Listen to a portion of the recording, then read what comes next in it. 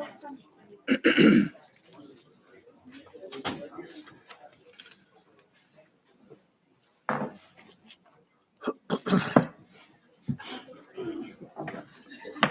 know. Everybody's just don't have anything else to say.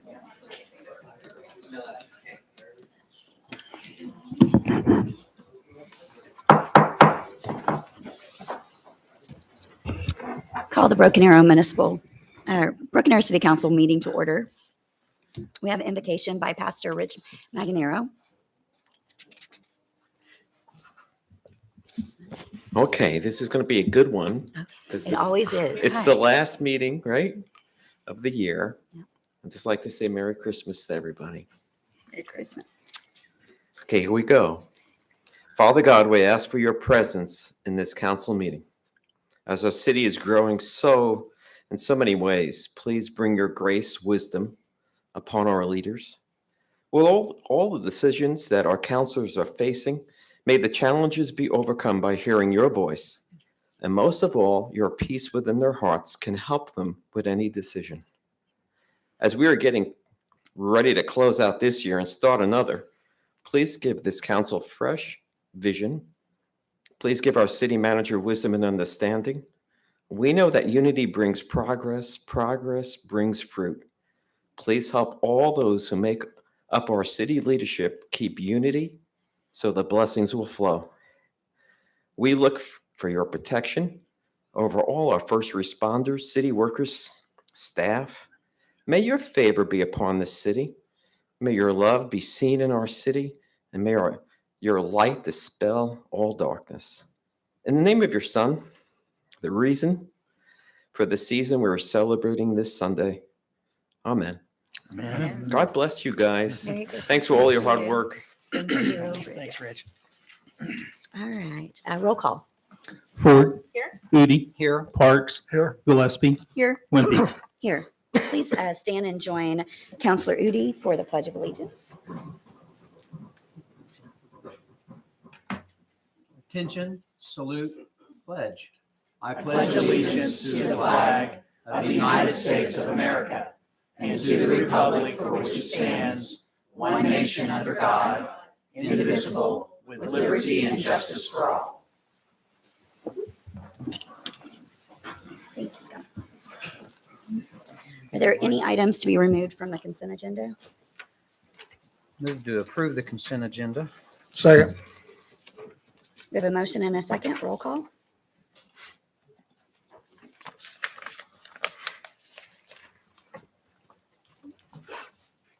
Item 7, public hearings, appeals, presentations, recognitions, and awards. 7A, presentation providing 2022 Fire Department update. Chief Moore.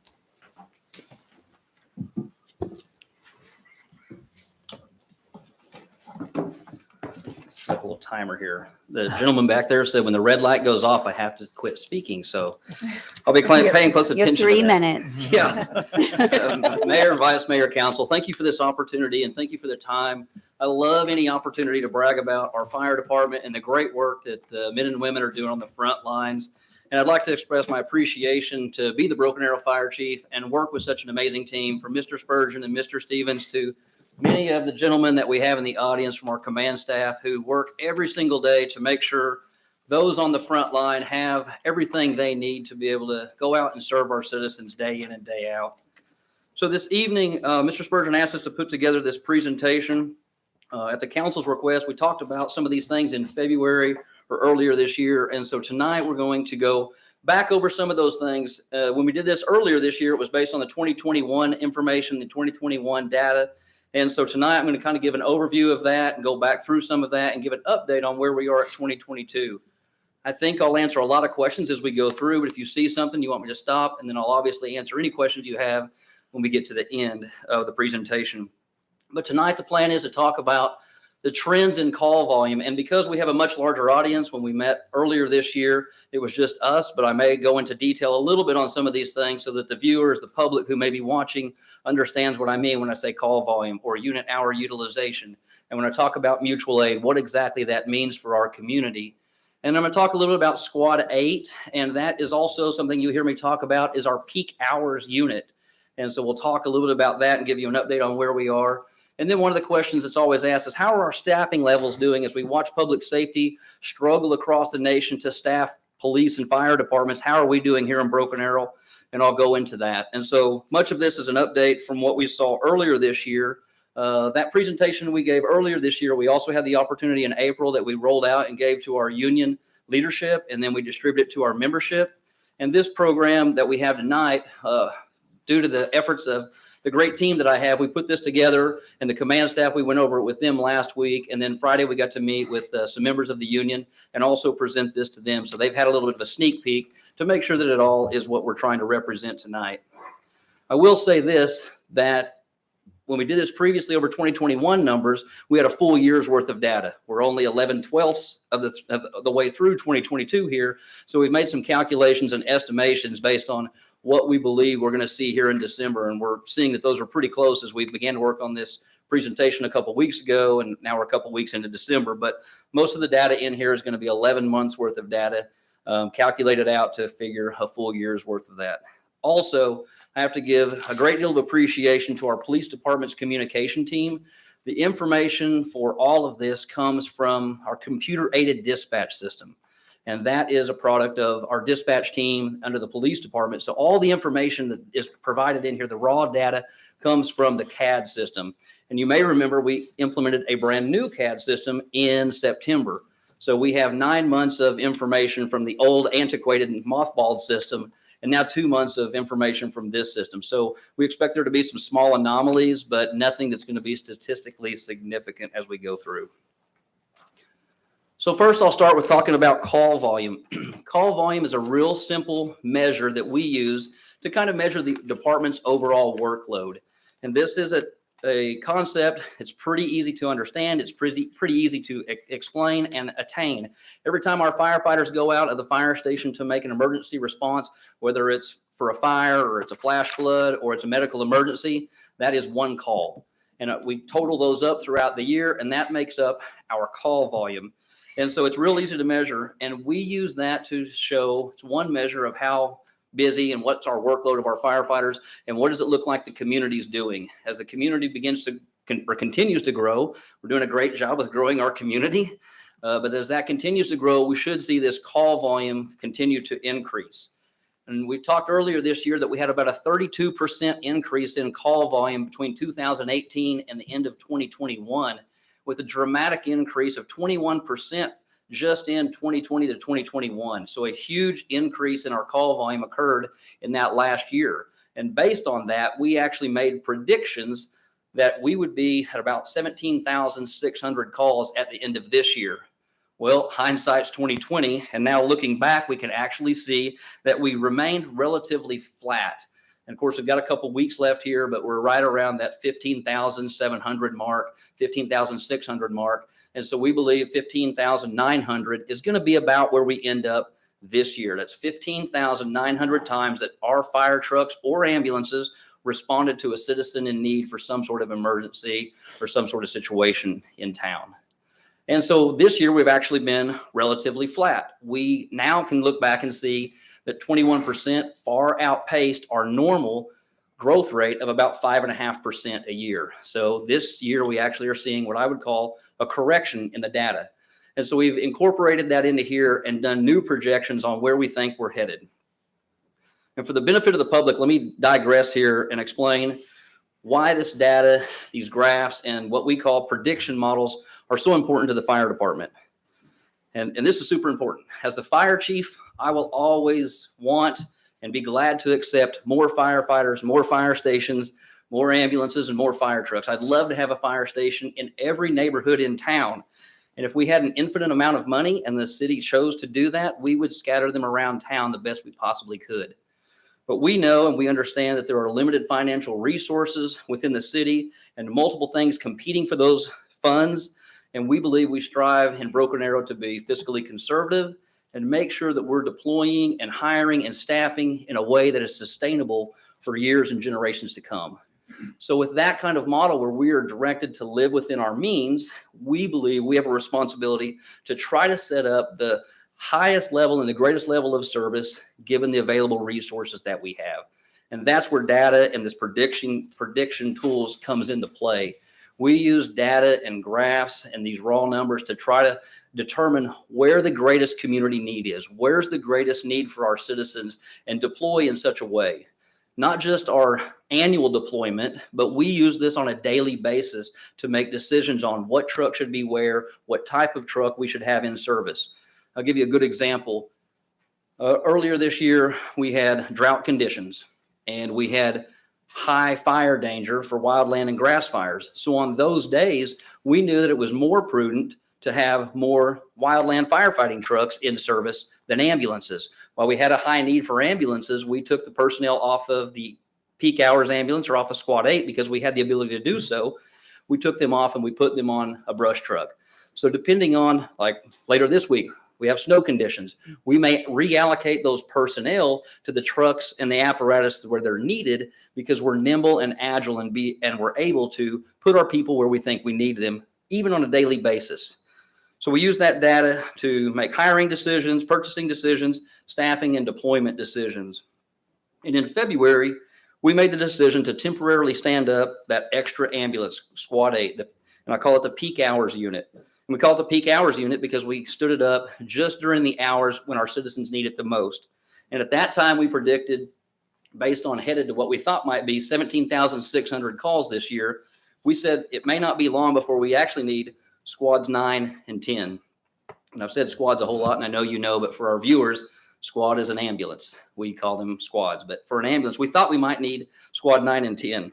But now that we see the levels have kind of, the growth has kind of leveled off for a little bit, and we're experiencing that correction, we know that we may not need those, and they may not be quite as imminent. But as we continue to grow, I'll be back telling you it's time to make some decisions again. So it's important to know and important to understand the types of calls that we make on a regular basis. Just, yes. Would you rather, like if I have a question, would you rather me ask it like when you're on the slide or after or late at the end? Either way you want to do it. I mean, whatever's easier for you. It sounds great. Yeah. Disrupt your flow. No problem. Okay, so did we have the surge last year more because I know we decreased our mutual aid this year. I mean, we didn't decrease that. We changed how we were doing mutual aid Right. and at one point this year. And so do you think that is part of the reason of that we had like a surge last year and because of all the extra mutual aid calls? Yeah, and I do have a slide here in a little bit to really get into the details on that. And I can skip to it, but mutual aid is a contributing factor in how much we're receiving or giving. And I can tell you, part of the 15, almost 16,000 calls that we're going to run this year, I believe 236 or 37 of those were mutual aid this year. In previous years, it was probably 200, maybe 300, because our mutual aid is down significantly this year due to proactive measures that the city manager directed in late 2021. Okay. The only other what's the blue line on the blue graph? line is actual call volume. You can't hardly see it because it's under the red line. The red line shows the trend Okay, that's what I meant. of the how red much we're line. kind of increasing. The blue line shows the actual call volume, and you can see Okay, that it took so it's that just big a step trend. up in 2021, and then it actually kind of tails off just a little bit to a negative 1% in Okay. 2022. Would 21 also maybe contribute the medical calls that we went on? 2021, there was a great deal of medical calls, and it was just sort of an anomaly year that it took that larger step up. If we look back over the historical knowledge or the historical time, about 5.5% is a standard increase for us. We were on the kind of the downhill side of the pandemic, but we did have a lot of busy calls during 2021. And we were measuring at the same time, and I have this on a future graph as well, the amount of COVID calls that we were experiencing during that time. And so we do believe that was part of it. So, but the average, I want to make sure I heard you right. The average number of mutual aid calls is about 250 of the 16,000 was about 250. Is that what you said? Let me just jump right to that slide for you. This year, 2022, these are actual hard numbers. It's later in your packet. Thank you. This year, 237 calls are what we responded to help our neighbors. Okay. So of the nearly 16,000. Yes, sir. And I'll- 230s. Okay. I just wanted. Well, trying to this year or hear next, that. or last year? 2022. 2022. So So the far this year, 15. we've made about 237 calls. There may have Okay, been some in the last 2022. week or so, but that's up until November 30th. Okay, I want to make sure I heard correctly. Sure. Okay. And I'll, Chief Dave, can you just send me an email? Obviously, there's going to be some questions about how many mutual aid calls we had in 2021. Because I can't remember off the top of my head unless one of your staff members know. let me jump forward here. So let me hit this slide real quick, and let me hit another mutual aid slide real quick, and then we'll circle back. So mutual aid in 2022, that's what this represents. And really the couple of the key things I'd love to point out here are the efforts that the city has made. We have a very, very robust system. We have a strong system that is self-sufficient. We've tried to create a system that is self-sufficient, but we understand the need to work with our neighboring agencies and our neighboring communities. It's very important that we participate in that because sometimes we need a helping hand. And I'll explain this in a second, but we've got about a system that can handle about 97% of every natural man-made disaster, every emergency that comes to the city of Broken Arrow. Statistically, we can handle 97% of that. But there's going to be 2 to 3, 4% of the time when we do rely on our mutual aid partners. And part of that is us helping them. But because we have a very robust system, it does seem that we get called on to help both bigger and smaller agencies. I'll point out the orange piece of that pie up there are 32 responses to Tulsa's IMSA. We have the benefit of having one employee group do both EMS transport and fires. They next door in Tulsa have 2 separate agencies. So when I say we responded mutual aid to IMSA, that means we send an ambulance. When I say we responded mutual aid to Tulsa Fire, we send a fire truck. So that 32 represents the total number of times so far this year, or up until November 30th, that we responded to help IMSA. I mentioned Mr. Spurgeon, fall of 2021, I believe it was September of 2021, said, we don't want to be a crutch for IMSA not standing up enough units in their community. So we made the decision as a city to only respond to what are called priority 1 emergencies for IMSA. We were going over there on some lower acuity, some lower priority things, and we made the decision, we're going to come help. We're going to participate in mutual aid partners. It's the responsible thing to do. However, we're not going to come over for everything. We're only going to go over for those emergencies that are really significant in nature, called priority 1 emergencies. And when we did that, it dramatically dropped our responses to IMSA. To give you some numbers, in 2020, we responded to help IMSA. We sent an ambulance to help IMSA transport a patient 134 times in 2020. So down significantly. In 2021, we sent an ambulance to help 208 times. So the implementation of that directive to only respond over there for priority 1 emergencies made them step up their game while we were able to keep more of our resources right here at home. And that's just for IMSA? Yes, ma'am. So let me talk about the gray portion of that. That is a significant portion of this as well. And for a little bit of background, that is called the Tulsa Fire Department Auto Aid Area. We refer to it as the Auto Aid Area. It's an area about 2 to 3 miles, 2 or 3 square miles, just north of Neen-Highest Park, across the city limit line in East Tulsa. And we have, for the last 10 years, Chief Mandola in 2012 and the city of Broken Arrow entered into an agreement with the city of Tulsa that the Broken Arrow Fire Department would respond up and help those citizens. And in 2012, we entered into that agreement, and we respond up there and help them until one of their fire trucks can get to that emergency and relieve us, and we can go back to our fire station or come back to town. Those are 5, 10, 15, and maybe 20-minute increments. While we're there, they come, and then we go back.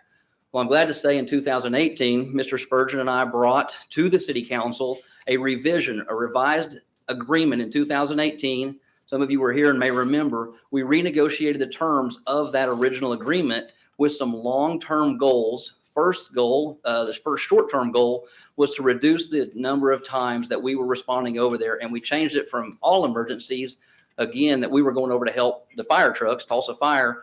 We said we were only going to go over there on priority 1 emergencies and fires. So we reduced it from everything back to just those most critical things. And then the second thing, which was a long-term goal, we wanted to extricate us from going up there nearly as often. And because of the forward thinking and how that all played out, I'm happy to report that in October of this year, Tulsa Fire opened a fire station in that area. And so while we had been this year responding to that auto aid area about 2 to 3 times a week, we've responded now twice in the last 8 weeks. So the 149 I expect to dramatically drop, and that was really due to the council's efforts to empower us to go and renegotiate that. And we actually negotiated an additional benefit for our community, and that's something that I'll show on this slide. It's called standby time. Can we go back to the first slide real quick? Of the entire presentation, or Yeah, well, the one that has the Mutual call aid? volume. So, this one? I'm sorry. no, the one that has the call volume trends. It's your third slide. Sure.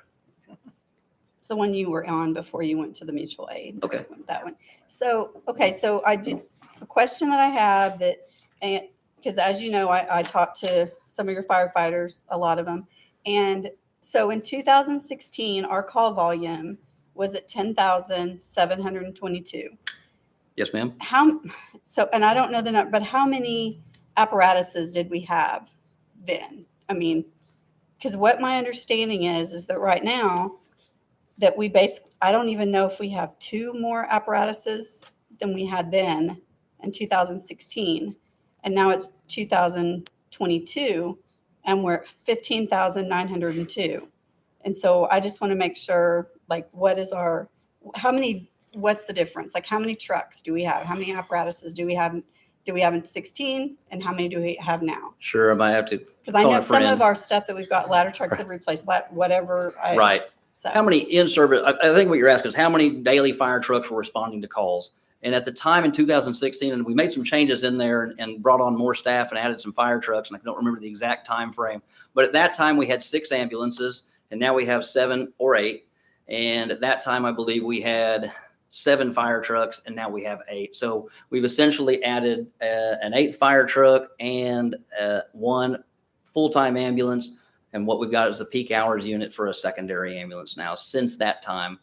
I know that we went to the vote in 2015 to hire 20 new firefighters with the vision extension. And it was shortly thereafter that we added an additional fire truck and the additional ambulance. Okay, so what are you calling the additional fire truck, the rescue truck? No, it was in place at the time.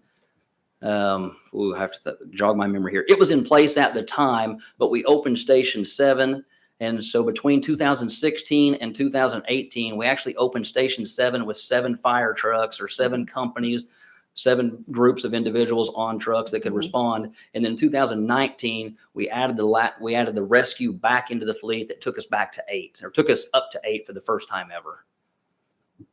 Let me phone a friend and see if I get a nod. I'm getting some nods.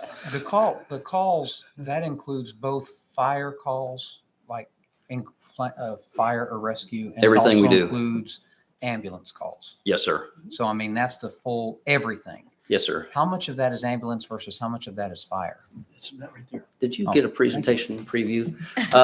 This is the types of calls that we operate on a regular basis.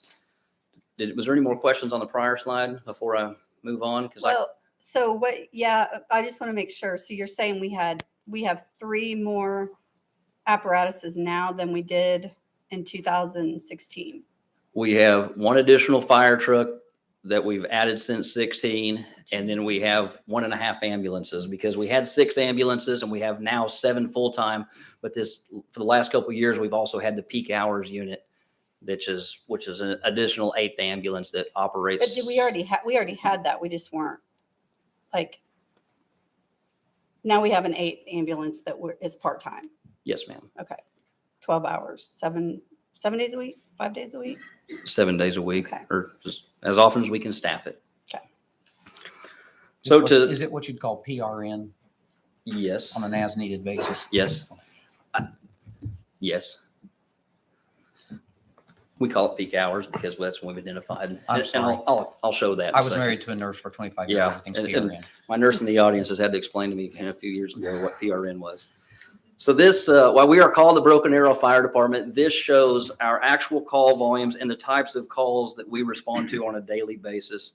And we understand that our largest impact for the citizens of Broken Arrow is really through emergency medical services.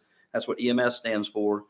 This also represents the largest need in the community, which is why we spend a great deal of time, and I've got my training staff here. Hats off to Tony McGill for his great efforts in teaching community CPR, rolling out the Pulse Point application, Stop the Bleed, and other kind of medical emergency prevention efforts throughout the community, because those efforts are absolutely the largest need we have in the community. We also take care of our fire and EMS, or our fire public education efforts, but it's hard to, the data definitely shows that nearly 80% of every time we go on a call, every time those fire trucks roll out of the fire station, it's on some sort of emergency medical situation.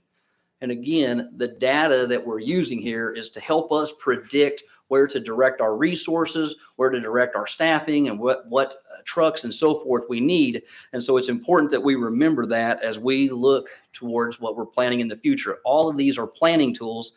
And we do have, I mentioned it, we do have the benefit of having one employee group that does all of the fires and all the EMS calls. Unlike next door, where they've got two different employee groups and all the overheads of employee groups, we've got one group. And so those duties are not mutually exclusive. We can do both at the same time, and we're very efficient doing that. But we believe our largest impact to improving the quality of life for our citizens is absolutely through our emergency medical care efforts, while also not forsaking our responsibilities to respond to all fires and every other hazard in the community. Did that answer your mostly? I just genuinely was, how much is actually spent on fire and rescue versus what are most of our runs are sick runs? That's accurate. Okay. And a sick run can be, secondary to a fire. So somebody at a house fire may have smoke inhalation, and someone at a car wreck, it's not just about, they're obviously injured. And so a lot of what we're responding to have some overlap, but 77.4% of what we're rolling out is strictly related. Someone was sick, someone has a diabetic emergency, someone's in cardiac arrest, someone's got the flu, and everywhere in between, as far as medical's concerned. Do you, usually when you send the fire truck, do you send the ambulance out with it?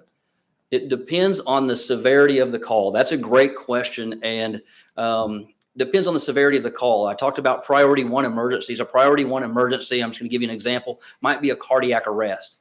And the importance of having 5 people on scene during a cardiac arrest is very, very important, because you got 1 or 2 doing CPR, somebody starting an IV, someone working the defibrillator. So it takes a group of individuals on scene to be able to give that citizen the absolute best service. However, the other end of the spectrum, somebody's got a tummy ache and they need to go to the hospital, they're sick. That only takes an ambulance. And so on those calls, we would only respond an ambulance. They would pick up the patient and take them. On the more severe calls, we might dispatch 2. Now, there's a little caveat there that I'm very, very proud of our fire department for doing. We also offer the utmost customer service. And because of our system is so robust, we have built-in redundancy. So every one of our ambulances has a paramedic on it. That's the absolute minimum staffing for us, is to have a advanced life support paramedic. That's the highest level of pre-hospital care, and every one of our ambulances has that. But because of our city has done such a good job of training and preparing folks and paramedics, we've also committed, it's not required, but we've also committed to having a paramedic on every fire truck. So if an ambulance is delayed for some reason, they're out of pocket, they're at the training center and then somewhere across town, we will send a fire truck with a paramedic to stabilize that patient, begin taking care of that patient until the ambulance can arrive. So we've got redundancy built in our system. Even if we have a delayed response with an ambulance, we've got a paramedic on scene taking care of our citizens. And so that example doesn't go with the city of Tulsa. I mean, do they send EMSA every time that they send a fire truck? No, Tulsa Fire won't respond from what I remember. I'm Tulsa just saying Fire it's doesn't. different. Ours is, you know what I mean, more, say, user-friendly or more patient-friendly or citizen-friendly? Yes. Even if it's a low, and it's a customer service aspect for us. Even if it's a low priority call that would only require an ambulance to respond, you got that sick person with a tummy ache and they're on the east side of town and our nearest ambulance is on the west side of town, we're going to go ahead and send that closest fire truck. And they may drive over there without even turning the lights and sirens on because it's a low priority call, but they're going to get on scene, stabilize the patient, They don't necessarily need a paramedic in that situation, but they need a representative of the city of Broken Arrow there. And we send a fire truck over, stabilize the patient, provide great customer service. Then when the ambulance arrives, they load them up and get them on their way.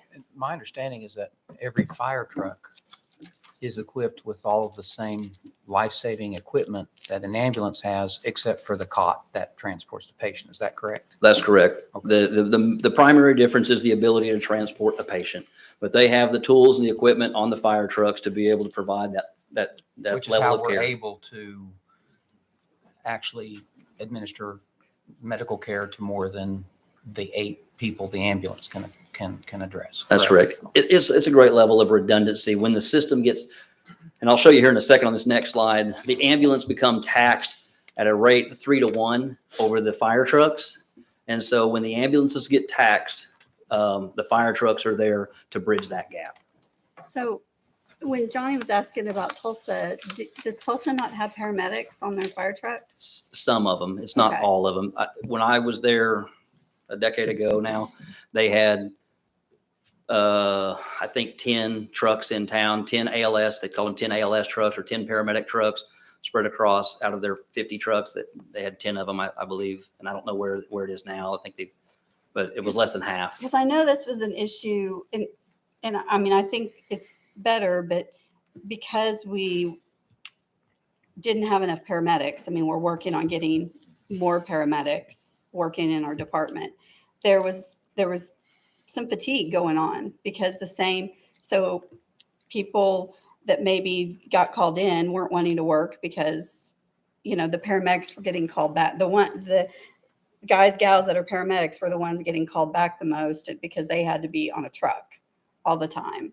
And there was some fatigue that I've heard about over the past year Sure. that has happened because of that. Yeah, I think it's a very fair statement to say the entire medical community, from pre-hospital providers like we are, all the way through doctors and nurses, became extremely fatigued due to the pandemic and the amount of calls and patients and sick people they were seeing on a regular basis. It was happening in our system just as well as every system, And for part sure. of that was because we were doing so much mutual aid, and that's something that has gotten better. All of that's a contributing Too. factor. Yes, ma'am. So what is when we talk about someone is maybe, having a heart attack or whatever, what is our call time? What is that?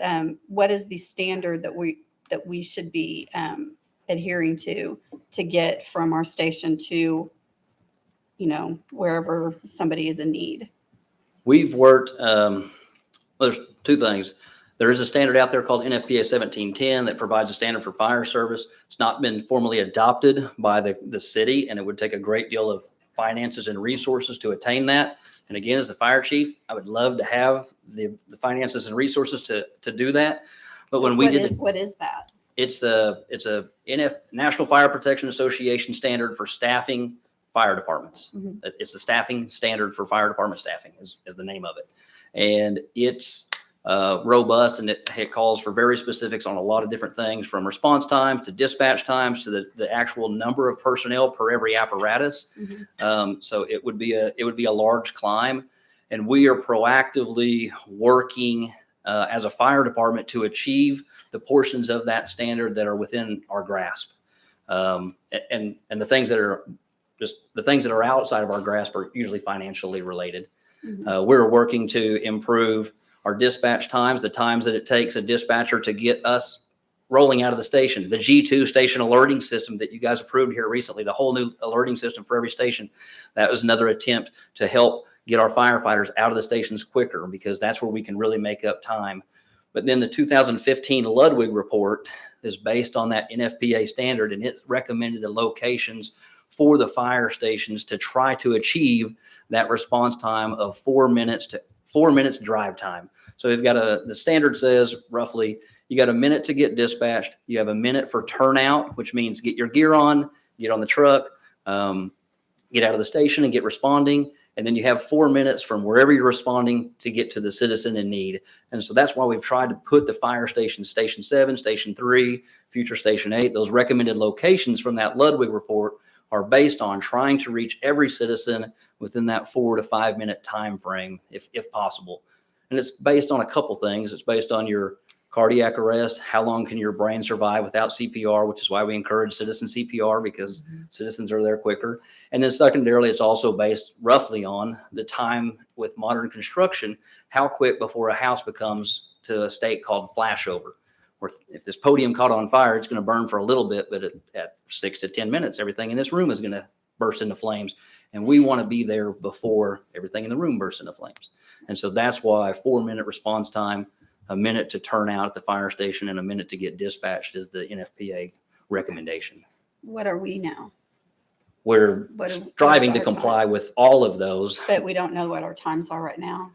I don't have off the top of my head exactly what our times are. I'd be glad to provide that for you. Okay. My staff is taking quick notes, I'm sure. Mark's like, yes. Mayor, I know you have a slide later on that talks about paramedics, how many we have on each shift, how many we have had, and also the number of that you have. We'll get to that in a second. But on this slide, 77% of our calls are EMS, and only about 1.5% are fire related. I didn't ask you this when we met the other day. The other ones, these false alarm calls, are 9%, and the services. What are those specifically that basically make about 18% of our call volume? A false alarm is just that X business in town has an alarm, much like your motion detectors for your burglar alarms go off, and PD probably has to respond to those types of things. This is a faulty sprinkler head, or what we'll experience the rest of this week are frozen pipes that bust something and set off, and it's a false alarm, or we would call that a water break. The service call would be a water break, the proverbial cat in a tree, anything that doesn't fall into one of these other categories. And we're really proud of our department because we are an all hazards.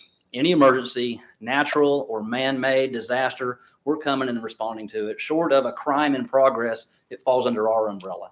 And so the service calls or those other calls are just that. They're someone's house flooded. They got a pipe break in their house, and we're going to come push the water out. There's technical rescue is a small sliver of that. False alarms do make up a portion where someone's a lot of times it's a residential home security that has a smoke detector. They've fogged the house. They forgot to cover the deal. They've got dust in the smoke detector or something like that. Those types of calls. Carbon monoxide detector has a low battery and it begins to beep. They call us. We come out and change the battery for them. In last week's public safety report that we get, and I don't know if this is if I'm referring to the right thing as what Councilor Gillespie was asking, but it says November total response time was 6 minutes and 80 seconds, 6.8 minutes. So is that the total response time that you for November? I for think that's November. going to be very accurate. We're right in that 6 minute mark for on an average across the entire city. I believe that's going to be very, very accurate. I don't have the 2022 number in front of me. 32 more slides to go. No worries. Okay. This is another tool that we use to measure our overall workload. Again, it's a prediction and a planning tool, and it can be taken out of context. So I really want to caution that. This is only looking at our firefighters, what we call time on task, the amount of time that our firefighters spend responding to those calls. So when I talked about call volume, that was just the frequency that they go on calls. This measures the time that they are actually on those calls. And this is an average, obviously, but we've got the year 2018 to current, and it's talking about, there's a big difference between 5 calls that lasted 5 minutes and 5 calls that lasted 2 hours. This is showing the actual time on average that our fire trucks and ambulances spent on emergency calls. And I can't emphasize enough the benefit of having one department that does both fire and EMS, but behind the scenes, when our firefighters and our paramedics are not responding to calls, there is a great deal of preparation that goes into place. There's a great deal of maintenance, logistics, inventorying, and those types of things that go into place. Our firefighters train on duty. They do all their fire training on duty. They do all their EMS training on duty. They're inspecting hydrants. They're inspecting our hose and equipment, maintaining the fire apparatus and the fire stations. They're mowing the yards. They're out in our businesses doing what we call pre-fire surveys. So they're going through businesses and they're not necessarily looking for major infractions that might affect the life safety of our citizens, but they're also getting familiar with these buildings so that they can respond back. So there are an array of non-emergency activity that they're doing day in and day out that is making them prepared to be able to respond to these emergencies. So while this time on task, I said earlier that we had a 32% increase between 2018 to 2021 in call volume. You can see in that same time frame, our time on task here in the red columns are our engines, and they went up about 17 minutes in that same period of time. They went up 17 minutes on average. Of course, this is average, so there's going to be some fire trucks that are busier and some that aren't as busy, but the fire trucks increased their time on task over that same period of time, 17 minutes, while our ambulance increased their time on task between 2018 and 2021, approximately 37 minutes. So we're seeing more calls that occurred. We had a 32% increase, but the time they're spending on those calls is only going up a little bit. So, But isn't that because we added, which I don't see it, added Squad 8, that's, yes, ma'am. Part of that. Well, but it's not listed on here. no, we don't have it listed on here. It's because it's a part-time truck. You can't hardly figure out the time on task because you don't have a denumerator. We don't have anything to divide by because these trucks are in service 365 days a year, 24 hours a day. So we can know, well, in a slide or two, I'll show you how often we've had Squad 8 roughly, but it's not a precise amount of time. So I can't say that truck was available or that truck has this to divide by to show exactly where it is. Because this is used by police too, right? The unit, I mean, is because our dispatch is both, correct? It's both police and fire. Yes, So- our dispatch center does dispatch for police and fire. So is this the same? Because, and I think you brought it up, because from what I understand, I mean, this is like when we're on a call, like Yes, for ma'am. when the tones ring to From the when time we they leave the maybe- station to the time they're ready for another call. Okay. Yes. And so it, like you said, it doesn't include the preparation, all the training, the maintenance, Right. all the other stuff that Yep. y'all do. Because I think one of the things that bothers me about this is it does make it look like they're not spending as much time working as they actually are. So, I understand. And they do a vast amount of work in addition to the responses that they make. And that's why I said this could be misunderstood. This should be a prediction and a planning tool. And one of the things that immediately should jump out when we're making planning based on this, it's not representative of a full workday for one of our firefighters, but it is representative, and it's easy to see that the fire engines represented in red are about 3 times less active on emergency calls than our ambulances represented in blue. For the benefit of the listener, the vice mayor raises good points. What are the other things besides responding to calls that our firefighters and our EMS personnel do both at the firehouse and otherwise? I know there's training aspects that Right. they help maintain both the facility and the fire and the apparatus and all that. What else do they do? Because I know they're not just sitting watching TV Right. when they're not on a call.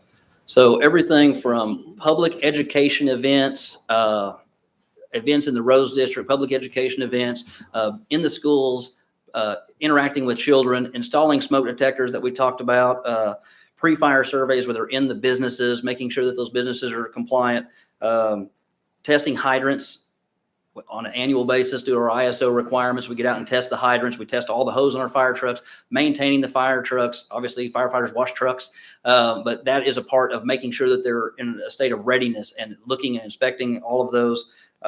Training both for fire and EMS is a big component of what we do. Everybody is at least an EMT and many are paramedics, and there's a great deal of requirements at the state and national level that to keep our license, we have so many continuing education hours. So we spend a good deal of time focusing on our EMS training, 77% of what we do. It's a lot of hours that we spend EMS training. Officer McGill here is obviously in charge of that. Major Tyner is here and he instructs us on our fire suppression training, new techniques, new forcible entry, better ways to try to put out fires more efficiently and protect our personnel. We participate when they're at the stations, and they go to the training center for a lot of that. But then when they're at the stations, we also do online training where we're going through different modules to try to make sure that we're compliant with all the state and national requirements. I just want to to be clear, and I know you've said this, and the vice mayor was saying it too, that the relative time spent on a call is not necessarily indicative of the amount of work being performed. That's very accurate, yes. That this slide is helpful because it gives us a sense of A, how much time our ambulance is being spending out and how much time our fire, so we know how to allocate resources. But it's reflective of just time on calls, not necessarily work being performed. I That's just want correct. that to be clear for anyone who sees this to understand. And it can be very misleading to the general public if they just looked at this and made some sort of inferences from it about the overall workload. It's not accurate for that. You're exactly right. You're right on point with that. But it is just yet another planning tool and prediction tool to see what's going on in the community, and how much time are we spending on certain tasks and where do we need to devote our resources. And as that creeps up, it's not sustainable. When we approach some number of percentage of time, as those percents start reaching 30 and 40%, it's time to start adding fire trucks and ambulances because there is expected to be downtime. We are an insurance policy. Quite frankly, we're in the business of hopefully never responding to anything because when we're responding, that means there's a citizen in need. So we hope we never have to make a fire or medical response.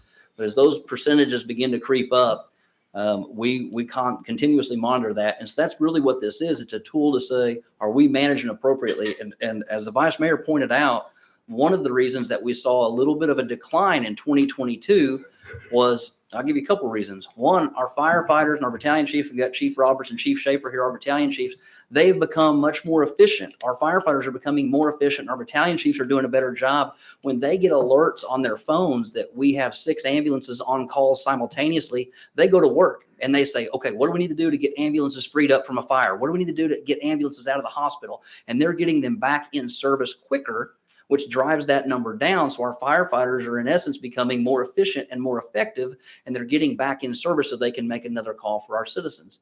Secondarily, we know that the hospital wait times have declined significantly. Now we're starting to see them creep back up because of the flu, but in 2020 and 2021, it was common to have our ambulances go to a hospital and stand there in the ER for an hour or 2 hours, just trying to get one of our citizens off of our cot out of our ambulance into the ER's care.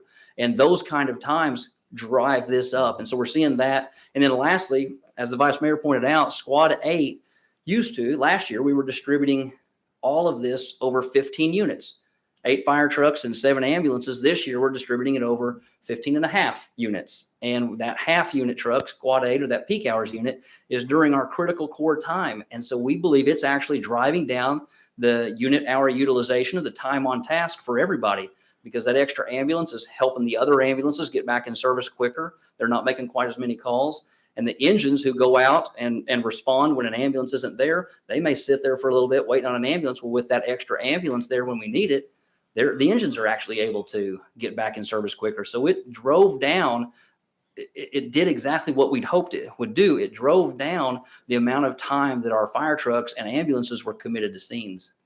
So, and I'm just going to say this because I'm not one to mince words. Then why did it take so long for us to stand up Squad 8 when we knew mutual aid, that it was our firefighters were struggling? Why did it take so long for us to do that? And because I know I had to lose my you-know-what before that actually happened. And I have so much to say, and I won't say it all, but it is not, and there were a lot of things that happened in March whenever we had our meeting. And my voice is shaking because it makes me so angry because I had so many questions. And when we did our 221 meetings, because they knew I would be the one to keep you there for 4 hours asking questions, I was the one put by myself so that no other counselor could hear it. And I'm going to go through all those questions tonight because people need to hear them. I mean, I haven't even gotten to that. But I don't understand why our firefighters, why our union president has to make it. And it's not just him. I have talked to between 40 and 50 firefighters that are the morale sucks. And it really is upsetting to me that it it took me having to like throw myself into something that I shouldn't have to in order for this to happen, in order for us to stop some of the mutual aid stuff. And in the meantime, we're losing people. People are retiring early. People are quitting.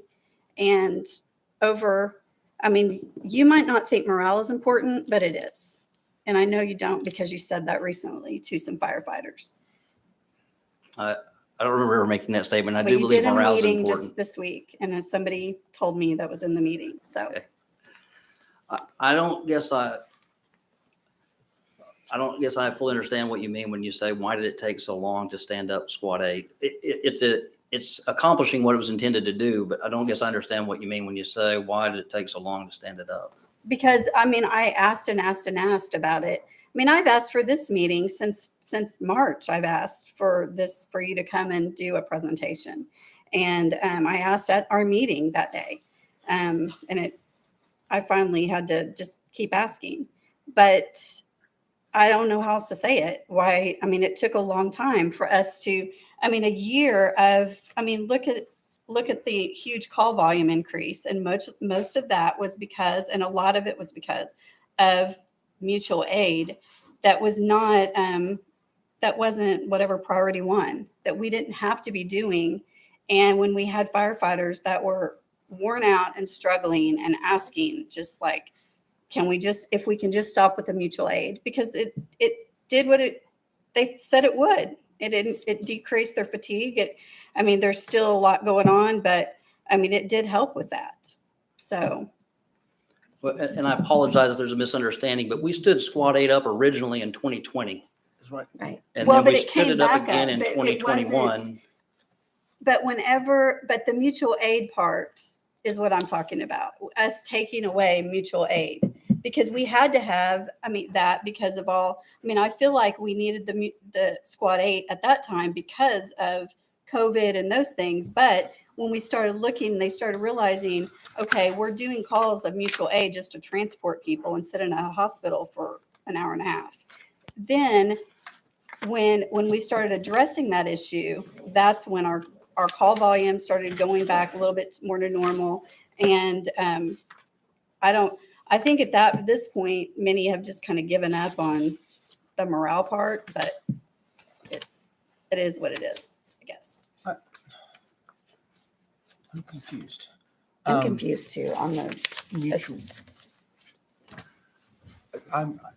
That's why I was trying to make sure I understood of this. How much is our mutual aid? How much of our mutual aid numbers gone down year to year? Because I understood for this year, 2022, and I may get the numbers well. Of the 16 some odd thousand is 237. What was it last year? Because I mean, it sounds like it was really, really high, but what was was it it like last year 260 compared to something this? last year? Last year, our total call volume was 16,036. Uh-huh. And that included probably, if this year we're 237, and I'm No, going to look, but I'm guessing last year, maybe our mutual aid was 500. Okay. So there was another 200 calls last year, I'm guessing, that were mutual aid. And I'm flipping back to see if I've got that. Because So like, was I'm it sorry. double? Last year, our mutual aid, out of the 1636 calls last year. Because Well, I think it was just medical that you quoted. yes, and I think 83 times. Last year we ran out of ambulances 83 times, but we used a different ambulance service to transport us 23 times. That was mutual aid we used because we Okay. were low on ambulances. I don't have in front of me how often we I responded to think help that others I would last like to year. understand. I would like because to- one of the vice mayor keeps saying, and I'm not arguing at all. I just really want to know the numbers.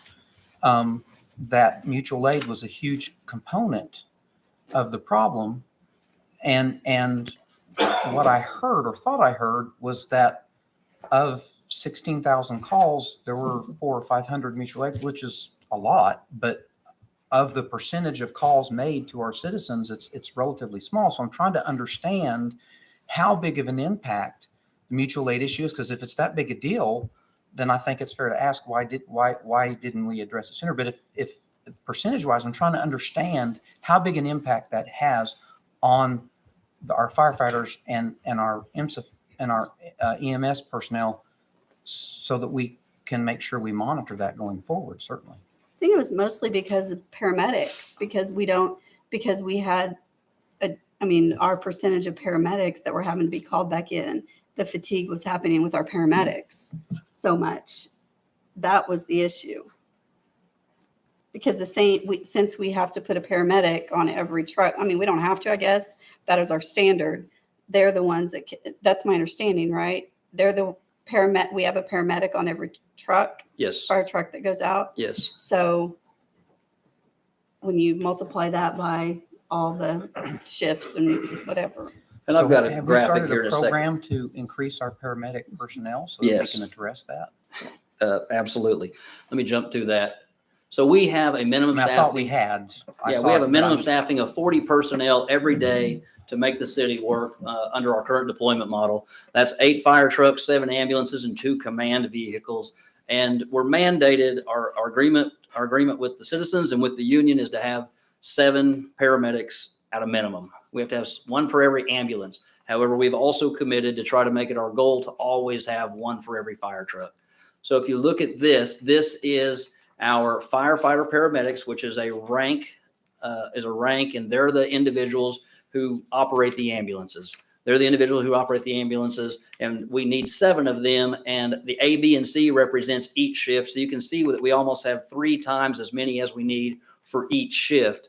But then also over in the column under the fire trucks, that represents officers. So that's my lieutenants and my captains who came on the job as firefighters, got their paramedic license, but now they've promoted. They still maintain a license. They still have the responsibilities and duties and still can perform all advanced life support. And so when we've got 7 on the ambulances, one of those, I'll use A shift as an example. When we've got 7 on the ambulances on A shift, that still leaves us an additional 14 or 15 that are on the fire trucks. So those, in addition to the officers that are paramedics on the fire trucks as well. And to your point, since 2016, again, we believe we should hire the best people. We do a nationwide search to hire the very best of the best, but we're hiring for character and integrity and work ethic, and paramedic is a bonus.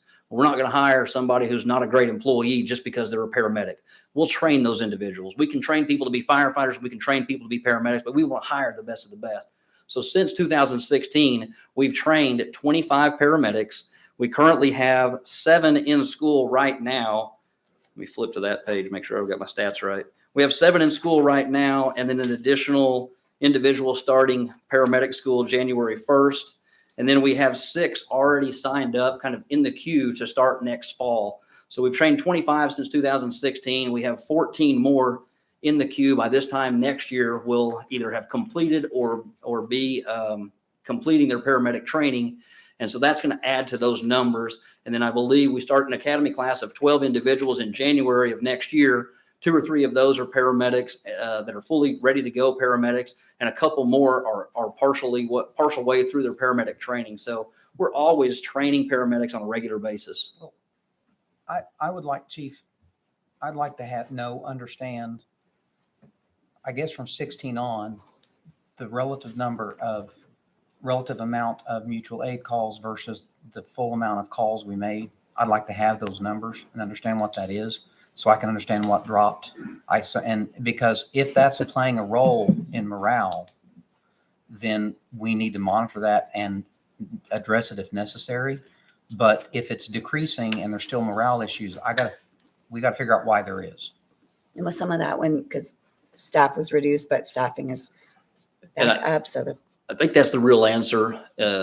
In fall of 21, prior to us meeting in February of 22, in fall of 2021, we started an academy. We were at that tail end of a hiring cycle where we usually hire an academy January to January. During the pandemic, we decided not to hire because we didn't know what the situation would look like financially. And so we delayed it 1 year. And we got to the end of that hiring cycle where we were going to hire again. And we did get short staffed to some extent. I think we were down 10 or 11 firefighters short And so what we did was we overhired. Mr. Spurgeon said, let's overhire, make sure we don't get back in this spot again. And at that time, we overhired by 6 individuals.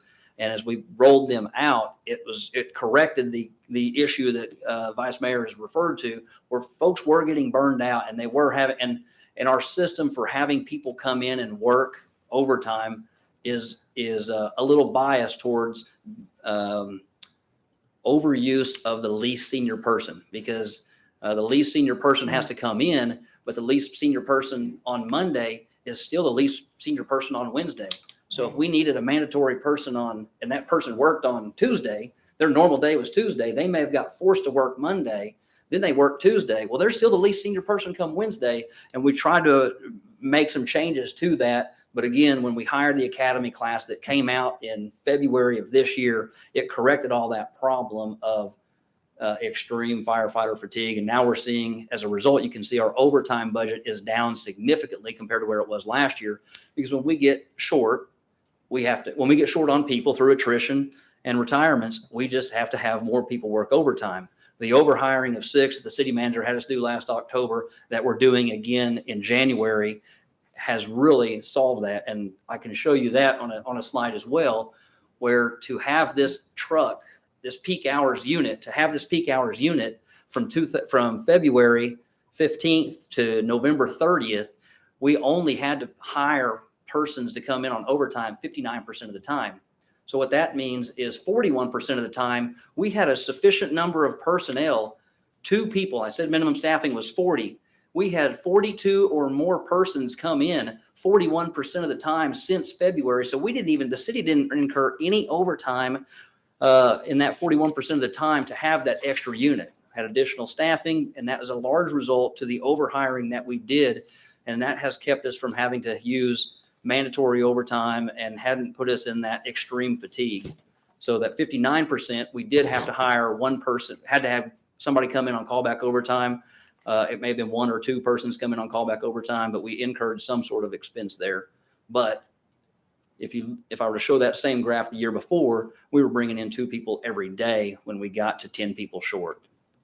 Luckily right now, because of the overhiring, we're only about 6 or 7 people short. So, because I think that makes it sound too, and I know that's like a jargon word, but overhiring, that makes it sound like we're hiring more people than we need. I got you. So- We're hiring more people than we're budgeted for. Okay. Yeah, I I don't think like that- the term overhiring. Yeah. I don't know what term to use, but I just know there's a certain number of people that retire throughout the year. And because we only run one academy a year, I've tried to estimate how it is that we can stay at the authorized number. And this And year's that's- is especially different, or coming up year with retirements because of the legislation that passed. It could Yeah. happen, and we're trying to anticipate that, because obviously we have to have minimum Police 40 and people fire, on yeah. duty. And then when you only have like 52 or 53 people that are on each shift, and when you take into account vacations, people that are out on sick, people out on training, you run very, very close to 40. And the union would like to have that number at 40 or even higher. And for us, we've got to manage that, because we could easily, I don't know how many days we're actually in an overtime situation, but also by making sure that we're at full staff and even over that authorized number, even if it's for a while, we have folks that retire. I would love it to where we're always have more folks than what's authorized. So that way, as folks do retire, we're at the 52 or 53 each shift until the next academy. And it's challenging, and the city hasn't always done that, to my understanding. And so, there is a cost to that, but having those people on shift reduces your overtime, which helps balance your budget. So what is the difference? Because we've talked about we've looked down to 2016 up till now. What has always been, like right now, our minimum staffing is 40. What has it been traditionally? Has it as these numbers have gone up over the years, has that gone up? In Yes, it has. 2015, it was at 34. And so Okay. since Mr. Spurgeon and I arrived, we've increased that with that. It's a great way to explain that fire truck and that ambulance that I referred to earlier. That's 3 persons to add a fire truck. It's 2 persons to add an ambulance, Mhm. and it's 1 person that is a EMS shift officer person So we've increased that from 34 to 40 just in the last 3 or 4 years. If I recall correctly, it's through negotiations, we increased it by 4 because we added the seventh ambulance. And then in negotiations, we went to arbitration. The arbitrator ruled in the favor of the union, and they had included in their package increasing the minimum mamming. The EMSO, And that's how it got to 4. I believe that's how it got to 40. yes. So The And- first increase was Engine 7. That was followed then by Squad 7, and that's 5. And then the 6th person was when we lost that arbitration, and we added the EMS shift officer. Okay. And I just want to make sure under, like where you had the trucks listed under the staffing slide, the 8 suppression trucks, one of those is our rescue truck. That's correct. Right? Okay. Because one thing that this is what, I mean, and it makes sense to me. We have this rescue truck that's there to for that. Like it has special stuff on it that I guess the other trucks don't have. I don't know what That's they right. It has technical rescue equipment. Okay. So, but we're running it like a fire truck. It has all the capabilities of a fire truck, has paramedic on it, has all the medical equipment, and it's stationed at Station 1 with another fire truck. So Okay. it has all the capabilities to run as a fire truck, provide technical rescues, respond to 77% of our calls, Okay. medical emergencies, all of that. Because what my concern is does it, I mean, like if we need it, we need it. And if it's like out on another type of call, is that kind of truck made to like sit there and like just wait in case there's an emergency? Because if it's out and you have like some rescue you need it for, then you don't have it to use. Right. If for it that, was, for what it's rescues for. are 2 and 3 hour incidents. If it was out on a medical emergency, Mhm. a 30-minute incident and a technical rescue, someone fell off of a billboard and they were hanging from it, a technical rescue type thing, we would relieve them from the incident they were on and they would go over and perform those duties. Okay. An initial fire truck would go out, stabilize the scene, cordon off the area, and in the meantime, we would free them up from whatever duties. The rescue truck responds to every structure fire in town.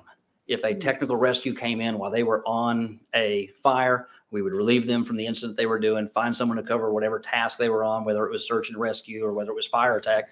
We would free them up, and we would send in the technical rescue. We would also call the Tulsa Fire Department's rescue That's where team. mutual aid We would- agreement comes in. to Yeah, actually it would help be us. significant. We would call the Tulsa Fire Department's rescue team. They may come over and give us a hand. We may have to call in off-duty personnel. Rescues are a tedious, prolonged incident where, I don't want to give a crazy statistic, but 60 to 70% of rescuers become victims in those situations if you don't handle them methodically and very carefully. So there's extra training that those individuals do. Right. But at their prolonged events where we would free them up from whatever task they were on, and that's the way we've operated. That's the way we operated in 16 and 17, where they were actually Engine 1 also staffed the rescue truck. There was one crew of people with 2 trucks. And so if they needed a fire truck, they would roll out on Engine 1. And if they needed to go on a rescue incident, they would roll out on a rescue. I just want to make sure that if we need our rescue truck, that it's not tied up with, like, it's not continuously tied up with other things. Sure. 'Cause that's kind of the point. Or why didn't we just order another fire truck? Right. Right. And it can do, the truck we ordered, which was the most recent fire truck we bought, and our most expensive fire truck, because we put extra storage on it and extra capability so they can haul all of the technical rescue equipment, but it also does have a pump. So one of the requirements for a extrication, if you've got to go use the jaws of life to cut somebody out of a car, one of the requirements is you have to have a charged hose line in case it catches on fire. Our previous rescue truck didn't have those capabilities, so we always had to have a fire truck go with them. This rescue truck has water, has a pump, has hoses, so they're able to get on scene, get the water deployed if necessary, get the jaws of life, and operate as an intact crew. Slide 5. Slide 5 of 50. I've lost track. I know. Let me jump to this one. I believe we kind of covered it. I This think is, so. you may remember this slide. This is a slide that we use to show kind of what the level of risk is in our community. And because we know that the ambulance on scene time that we saw from the last one, how much they're on emergency scenes exceeds the engine's kind of 3 to 1, we focus this really on our ambulance responses only. And Chief Steward's really good about explaining this, and I can't do it justice, but he uses an example of a levee. Engineers can design a levee to protect a community from floods or from a river going out of its banks, and they can spend millions of dollars and build it 500 feet tall and never have to worry about that river coming out of its banks. Or we make a decision on what we're willing to spend on that levee to keep it within its banks. And that is sort of like, I probably didn't do that justice, but that is sort of like this model. We can continue to add ambulances and add ambulances and add ambulances. And each time we do, it reduces risk, but there's a cost to the city and the citizens. And so if you look up here, it's up to us and up to the council to determine what is that level of risk that we're willing to have and how much more we're willing to put towards it. And you probably can see it better on your paperwork, but if you start on the left side of the screen or left side of your paperwork and look across, where the colored lines are the highest is a 0. That 0 represents the number of ambulances on a call. And something I will point out, you notice those colored lines very closely overlap one another. That's 5 years worth of data. That's actual data on all of this, and they closely overlap. But we can see that blue line begin to push out a little bit, and it's showing a statistical change. And that's something that we're going to continue to monitor as we can see the differences between where we were last year and the prior years and where we were this year. You talking about the dark blue line or the light blue The line? light blue line that's pushing out the furthest towards the pie chart. Thank you. And the pie chart is just representing the same numbers up there. But if we look at the 0, we can know that last year, all of 2022 so far, last year we had no ambulances on calls 23% of the time. So of any given day or on average of a given year so far, we had no ambulances on calls 23% of the time, or 5.5 hours per day. If you keep working across, we begin to show 1 ambulance on calls and the percentage that we have 1 ambulance on call in our community. And remember, we have a minimum staffing level of 7 ambulances, 24/7, 365 days a year. So we always have at least 7. So when I go over to 2, that's a percentage of 22.3%. So if you look at 0, 1, and 2 and add those together, you can say that 73% of 2022, we've had 2 or fewer ambulances on calls. And so as we work that across, those are showing ambulances on calls simultaneously. Well, if we had 2 or fewer on calls, that means we have 5 more available at a minimum. And if Squad 8 peak hours truck is up, we actually have an additional one available. So as we work across that, let me just jump to 5. 96% of 2022, we have had 5 or fewer ambulances on calls. And that's represented 5 or fewer ambulance on calls means on average, that's about 45 minutes a day when we would have 5 ambulances or fewer on calls, which means we have 2 available. And it's when that 6th ambulance goes on call that our great battalion chiefs and our EMS shift officers go to work. They get the notification and they say, we've got to get some ambulances freed up, get them out of the hospital. So they go to work at that point. And we have 6 units on calls. That's representative last year of 1.3% of the day or of any given time on average. So 19 minutes a day, we can cover that. And again, minimum staffing, we always have 7 units on calls. 0.37% is how often we would have 7 ambulances on calls simultaneously. That's the percentage of time that we might reach where we would have all of those included in our minimum staffing on a call. So the other way of looking at that is 97.7% of 2022, we had 7 or fewer ambulances on calls. So to continue to reduce that percentage, it would take another full-time ambulance. And we could figure that with Squad 8, Squad 9, and Squad 10. But each time we add an ambulance, it basically cuts that time in half. If you look at the if the theoretical projections from 2021 are up there, 0.08%, that's about 1 minute on average per day that we would have all 9 ambulances committed to calls. And so if we want to reduce that from 1 minute to 30 seconds, we would need to add a 10th ambulance.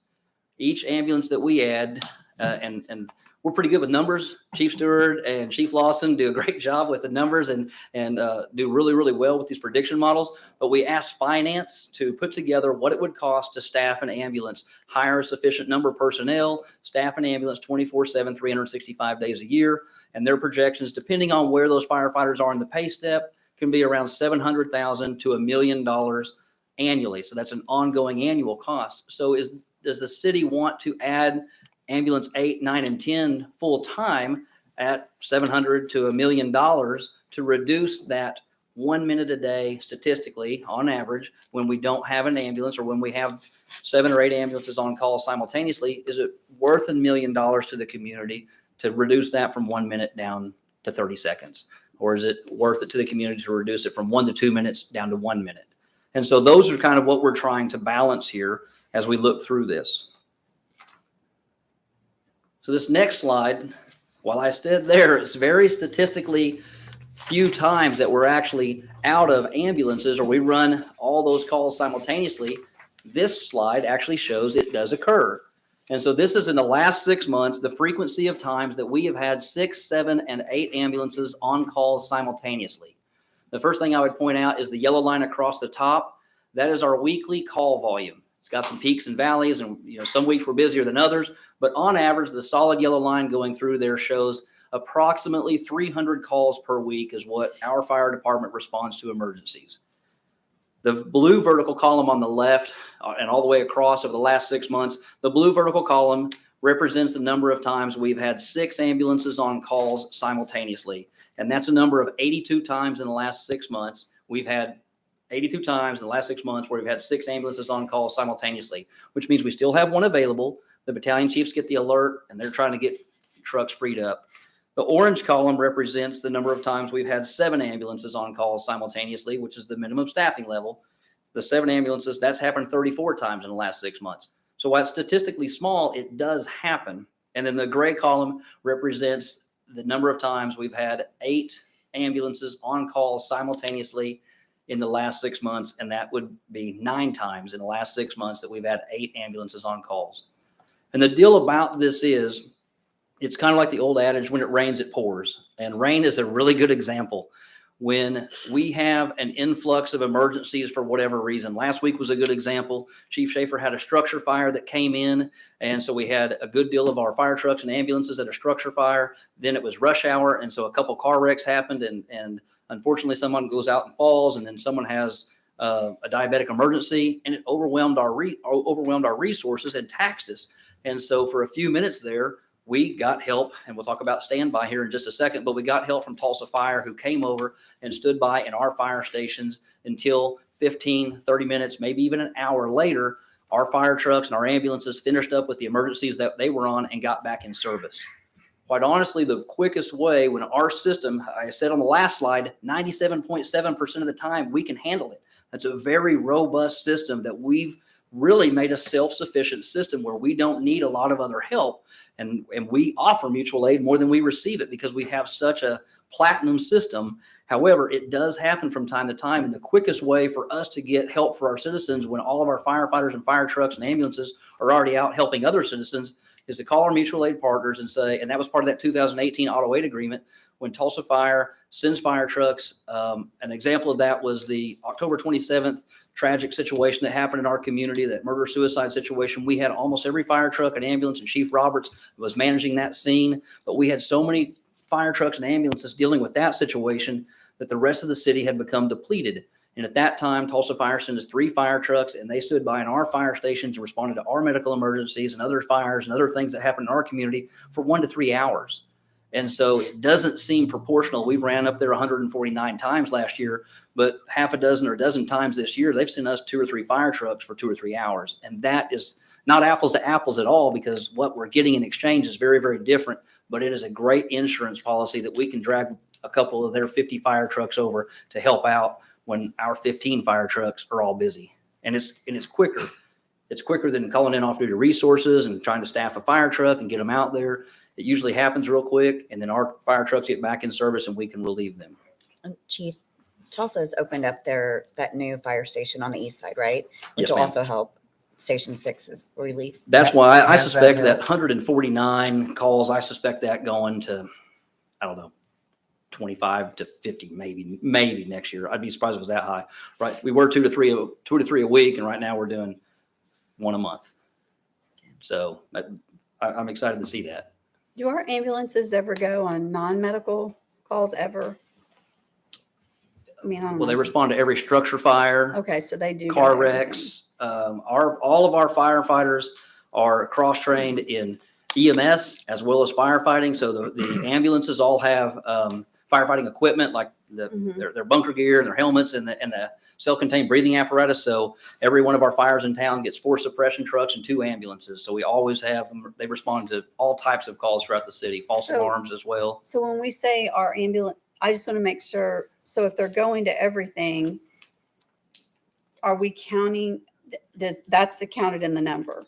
It's not just medical calls that That's we're counted in counting. the 16,000. The Well, six- no, about when we say we're out of ambulances.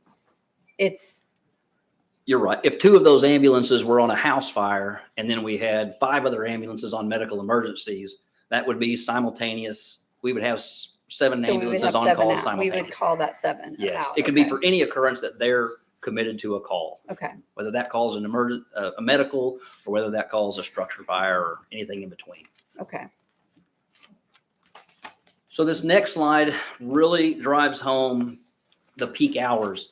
As you know, we stood up that peak hours ambulance, and this really identifies that. The lines on this chart, the gray line shows 6 ambulances on call simultaneously. The orange line shows 7 ambulances on call simultaneously. And then the blue line shows 8 ambulances on call simultaneously during that hour of the day for the entire year. So how many times at the 4 p.m. hour of the day, which is that highest peak, the gray highest peak, how many times at 4 p.m., that 4 p.m. to 5 p.m. hour of the day during 2022, did we have 6 ambulances on calls simultaneously? Well, 17. So this helped us project out and know exactly when the citizens have a need for these additional ambulances. And if you look at the far left side, that begins at midnight and it works over to about 7 a.m. before you see that steep spike in call volume. And that shows that between 7 and 8 o'clock in the morning, we ran 6 ambulances on call simultaneously 14 times. So if you just look at the huge spike of the mountain there on the gray, which is 6 ambulances on call simultaneously, you can see that is when our citizens are out and about. That's during rush hour. That's when they're going to ice skate in the Rose District. That's when they're going to spend money at Bass Pro. That's when our citizens are out and about. Rhetorical question, when was the last time you went to a dentist at 2 o'clock in the morning? Never. Dentists don't staff their office with a doctor and a hygienist and a receptionist at 2 o'clock in the morning because there's not a patient need. Patients don't go to the dentist at that time. We're a little bit different and we have to have a reserve all the time. And we have 7 ambulances 24 hours a day, 365 days a year in case we have patients at that time.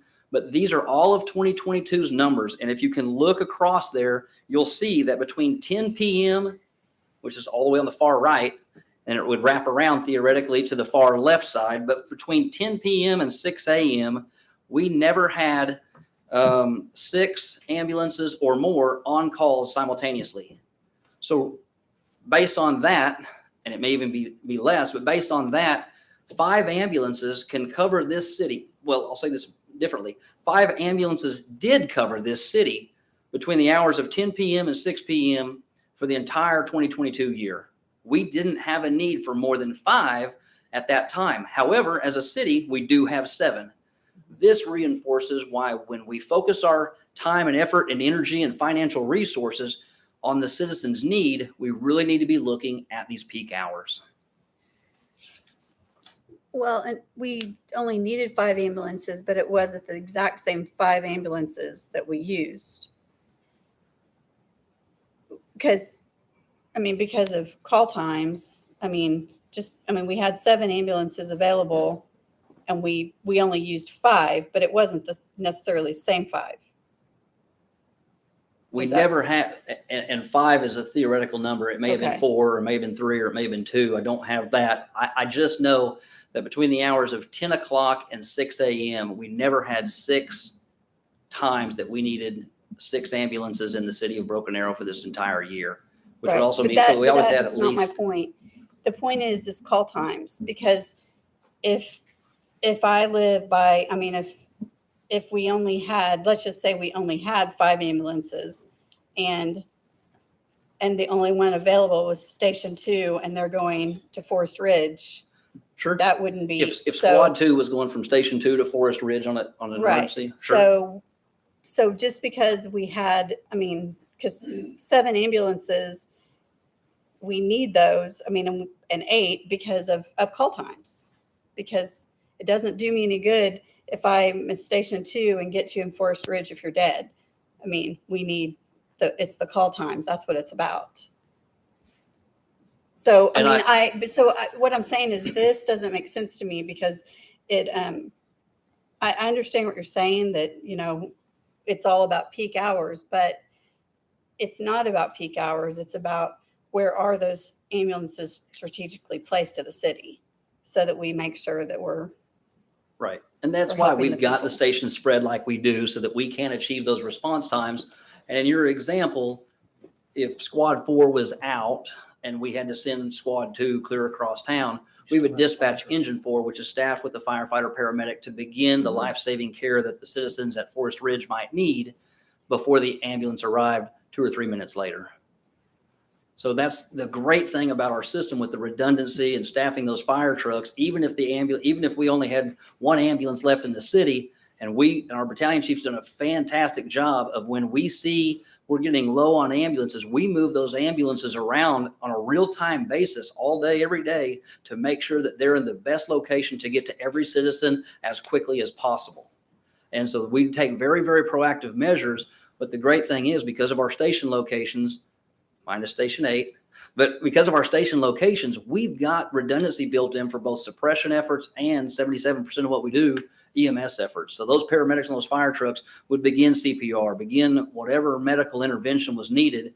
And then if the ambulance was delayed by 1, 2, 4, 5 minutes, the reality is our firefighters are so great with their EMS skills on the fire trucks, just like the ambulances, that likely when the ambulance pulled up, it would be a matter of just moving the patient to the ambulance and ready to go, because a lot of times we spend 5, 10 minutes, 15 minutes on scene taking care of the on scene stuff.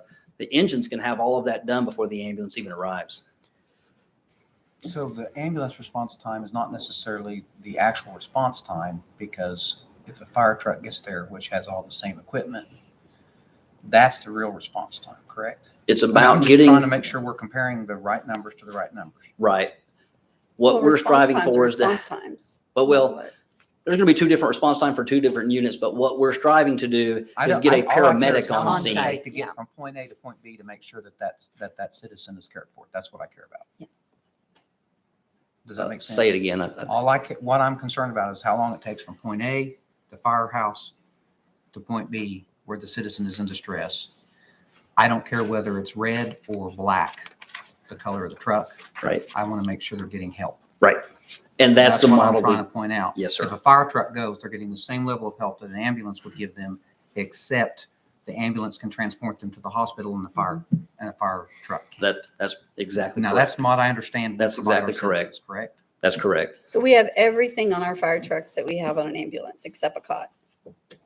I believe there's everything on there. Are we carrying narcotics? So there may be, probably shouldn't say that in public. We don't have any drugs on the fire trucks. Please don't. We've got all of the normal drugs the ambulance carry, the narcotics due to having safes on every ambulance.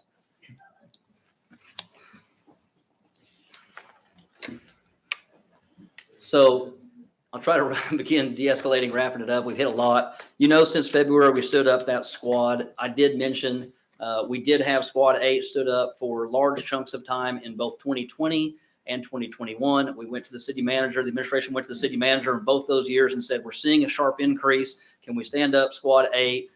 What do you mean Squad 8? And we said, we want to stand it up when the need is there. And we implemented this peak hours unit for periods of time in 2020 and in 2021.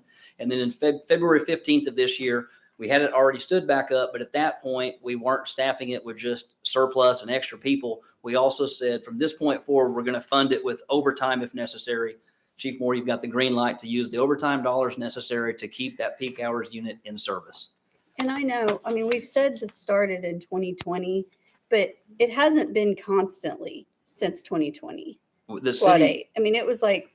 It was shut down, and then because I remember this, that that it was running at some point, and then it wasn't, Squad 8 wasn't running, and then it was like, it was like last fall. I mean, it wasn't even all last year that it ran. You're It was like correct. last summer or something. We stood it up as we would see trends in the call volume start moving up, that like that yellow graph here. When we would see trends in that call volume consistently trending up, Mhm. and we watch this on a weekly basis and sometimes on a daily basis, as we would see that trend up above that 300, 340, 350, as we would see that Mhm. begin to trend up, we would stand it up. And then when we would see it trend back down, and 300 is not a line in the sand by any means, but as we would see it trend up to much greater than what we commonly had been experiencing, we would stand it up. But then as it trended back down, we would stand it back down. And to your point, a large part of the decision we stood it back down in 2021 was firefighter fatigue. The firefighters said, "I'm tired of working it." And we said, we kind of feel like there's a community need, but it's not as great as it was. And so as the numbers trended back down and the firefighter fatigue was on the way up, we said the juice is not worth the squeeze. So we stood it down and then had the academy class. The academy class graduated in January, and the city manager said, "Let's give it another go. And if you needed to do overtime, do overtime." So the city does have the ability, and this is one of the great things about where we are with this. We have the ability to stand it up when we need it and stand it down when we don't. And we've reserved that ability because we haven't committed to having it 24/7 if we don't need it. I don't anticipate this, but if our call volume dropped from 16,000 to 10,000 next year, it's not going to happen. But if it were to drop dramatically for some reason, or we went into a major economic recession, we're not committed to having to have Squad 8. And so as a city, we've been able to be agile and nimble and flexible and be able to stand up trucks when we need them and stand them down when we don't. As I mentioned earlier, that grass fire, and we'll see what we end up needing to do this week. But when that grass fire situation came upon us, we called in people, but we only could get 2 people to come in. And so we said, it's a higher priority to put those 2 people on the brush trucks to put grass fires out rather than the ambulance. And we navigated that single day, but the city has the ability during peak hours and as we see fit to stand it up and stand it down as needed. And if this comes back down dramatically, I would go to the city manager and make a recommendation. We don't have to have it, but I'll show you this next slide. We don't have to have it, but if we have an ample number of personnel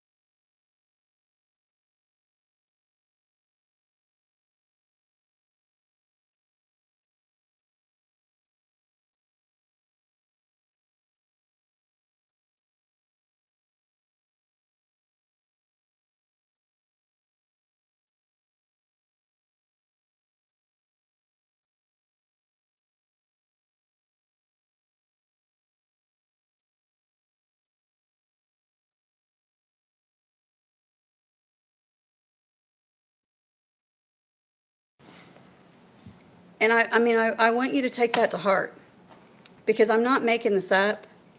And I'm tired of dealing with it. I mean, I've been a counselor less than 4 years, and this has been a constant issue. And it was before I started.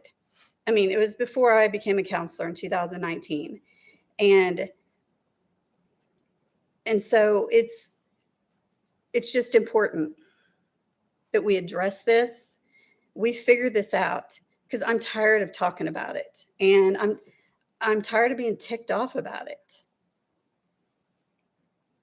That's it.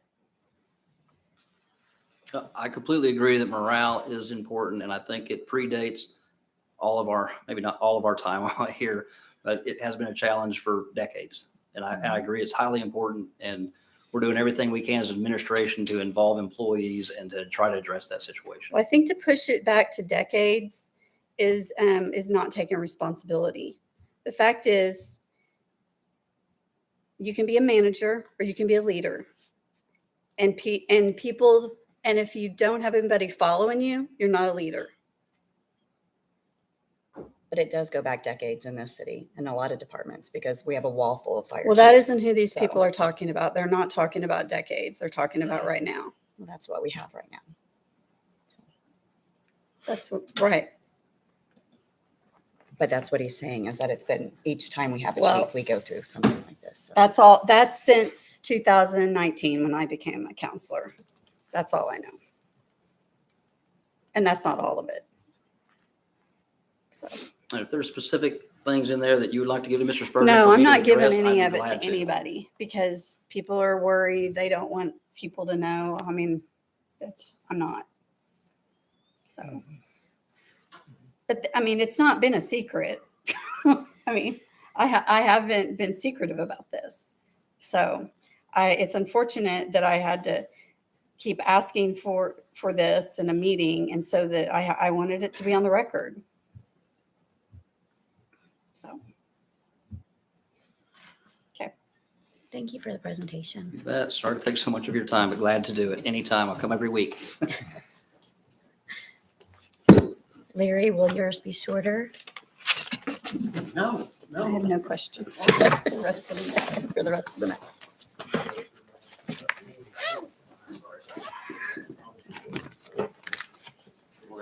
I think we did go offline for a little while, but we're back on now. Really? Great, convenient. Just for a couple of, like a minute or so. Okay. I don't know that there was any action. There's no action to be taken. For a second. Correct. All right, item 7B, presentation, discussion, and possible action of the Broken Arrow Micro Transit Pilot Program. Larry Curtis. Mayor, Council, City Manager. Very pleased to bring this to you today. As we had back in August of this year, the City Council accepted a plan for microtransit that was prepared by our consultants and reviewed by our team, by Planning Commission, and then ultimately approved by City Council. Through that process, it was given to staff to come up with an actual implementation plan. And so through many, many hours of staff's involvement, we have come up with an implementation plan over the next year. So the purpose of it was to provide, of the overall transit plan, was to provide a long-term strategy and a path forward from what we've currently been utilizing in the city. Currently, the city has 2 routes that are currently operating. We have the express route, the 900, that goes from Broken Arrow to downtown Tulsa and back. And then we also have the loop route that goes around the city in both clockwise and counterclockwise on a specific route, but also can go off route when requested 24 hours ahead of time. So it was recommended by our consultant to provide a microtransit pilot program, a 6-month program cycle for the city, and to be flexible with that. And then also eventually to provide a regional express route service and to potentially expand that model. The long-term scenario if the pilot program is successful, is to expand that throughout the entire city for microtransit service and to eventually for that local route, the loop route that we have to be eliminated and to be more strategic in the long future of adding a local fixed route service back in where the highlights are noted within the microtransit program. Staff looked at, so microtransit, as you know, is basically a car or a van that provides point-to-point service. Instead of where a citizen has to get on at one location, get off at a location, or call 24 hours ahead of time, this is very much, and the best analogy that we can have is basically Uber. And so staff looked at funding opportunities and was likely able to secure the CMAQ grant through INCOG of $700,000 to provide electric vehicle-based system. So that's it is a 80-20 match.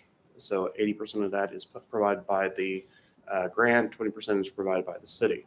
Looking at the vehicles that are currently on the market that are available for electric vehicle services, staff has narrowed down to these two vehicles. And the reason for that is what is most accessible to the public and usable to the public.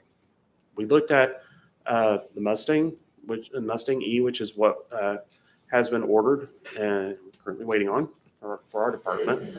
But unfortunately, the entry points on the back passenger are not as customary to the normal citizens. It is a button-based system to unlock or to open the door, and so therefore can be confusing to some of our citizens. Same thing for the Tesla Y, Tesla X, Tesla 3, and various other vehicles that we looked at. It's just not as accessible. Where the Bolt, the Chevy Bolt, looks like a standard car. It's very customary for citizens to come into contact with. They know to reach down, pull the door open to be able to get in, get out. Believe it or not, this is the only vehicle that currently electric vehicle wise that actually has that normal car type feature to it. The Tesla X is also very a user accessible type vehicle because the driver can open and close the door for the citizen. It becomes much easier, especially for our elderly citizens, to be able to get in and out of the vehicle if they are not needing ADA accessibility. We will be providing, or it is recommended as a part of the pilot, that we provide a paratransit vehicle that is non-electric, that is funded already through the capital the city's capital program that we have to provide a vehicle that is a gas hybrid type vehicle. But because of the way that electric vehicles are currently constructed, they're not able to be converted over to paratransit because of the location of the batteries. So therefore, a para vehicle will have to be a regular either hybrid or gas type vehicle. But the Tesla specifically is able to get in and out easily by our citizens. It has more capacity, has more range, and it is already a car that is already a brand that is in our fleet. Our police department currently uses a Tesla Y as a part of their fleet, and I believe they're looking to potentially add to the fleet as they move forward. The X is the biggest SUV that is out there, and I would say it is, and probably, GM will kill me for this, the Cadillac of all vehicles that for electric vehicle purposes. But either way, a vehicle is a vehicle to get our citizens there and back again. So looking at the capital costs for this, there are big differences. So the Chevrolet Bolt gets 247 miles per charge. The Tesla gets 333. The unit cost is $28,000, $425 roughly per unit versus $123,000. Huge difference. So I'm confused. You're saying we don't want to use the Ford because you have to push a button rather than handle a lever? Because you have to push a button. I know, you but need- that's the sole purpose. That's the sole rate basis for not looking at Fords, which we've already paid for. I'm confused. Well, I mean, in the sense of this average citizen being able to easily make it accessible to them, it's not very user interface by pushing a button, having to grab either the latch or the side and pull it open versus what a citizen is normally accustomed to, which is to grab it and just pull the door open. That is But the reason. an education campaign, we don't think would overcome that issue. We can look at that. I'm just wondering if I'd like to have the Ford in there too, so we can compare all That's all. three and understand what the Mhm. basis is for all of them. Does Absolutely. that make sense? Mhm. And if I'd rather do a small education campaign, you push the button rather than pull the lever, if the Ford's the cheaper, most economical. I just said, I don't want to throw it out Mhm. solely on the basis of how we access the vehicle. Does Sure. that make sense? We can look at that. Yeah. Okay. Anyway, looking at the pilot costs, $85,000 versus 371. Long term, if the pilot program was to be successful, $142,000 versus $619,000. In either direction, the CMAQ grant can cover both vehicles, and the Ford, of course, can be in there as well. The Ford is roughly about $65,000, so it's double the Bolt, but half the cost of the Tesla. So those are basically the nuts and bolts of the difference. So, and about half the range. Chevy Bolt is roughly 247. The Ford the Ford is roughly about 287. So again, about half the range on that. The overall operational costs are what's kind of key here. While we have a grant to cover the capital costs, which is great and fantastic, it's the overall operational cost that'll be a continual cost to the city as we move forward.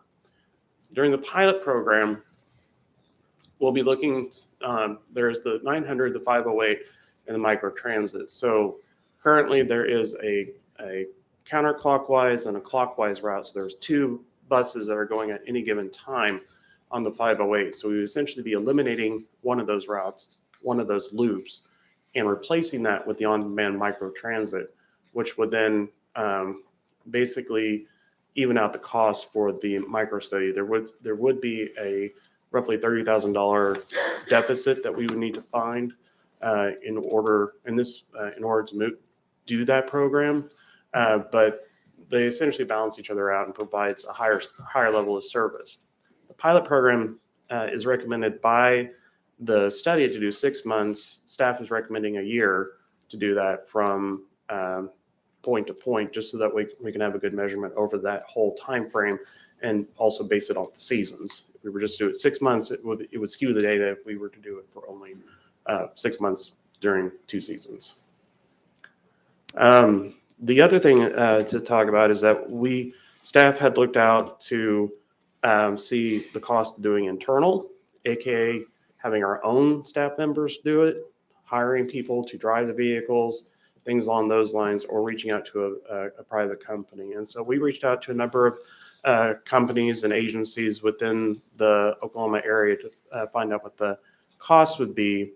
Again, I'm not trying to scare council or anything like that, but I also want to prepare council for the highest potential cost that would be associated with that. So at $55 per service hour is what is being currently proposed. Now, that $55 is the same amount that we pay for the 900 and the 508, which those include vehicles, fuel, all those things. And so it is my hope that during a contract negotiation that we would be able to whittle that number down to a more reasonable amount for our own microtransit.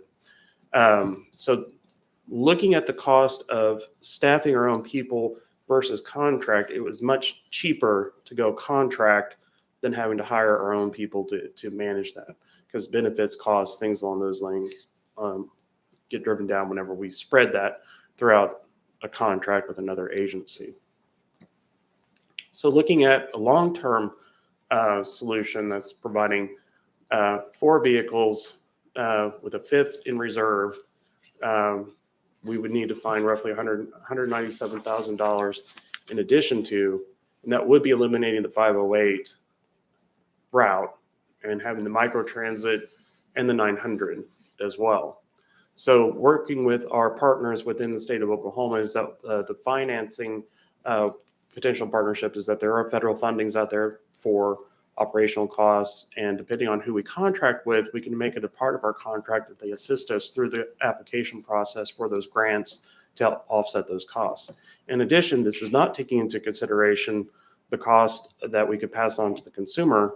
Those that ride it frequently or those that ride it, even who are not necessarily para or other factors that are taken into consideration, can be paying more for the service, because right now they're being charged roughly about $2 a ride, where we could see the potential of increasing that. Because if you look at the comparable of Uber or the consumer industry, the cost is much more than what we could be potentially charging. So that is, it's kind of an overall cost there.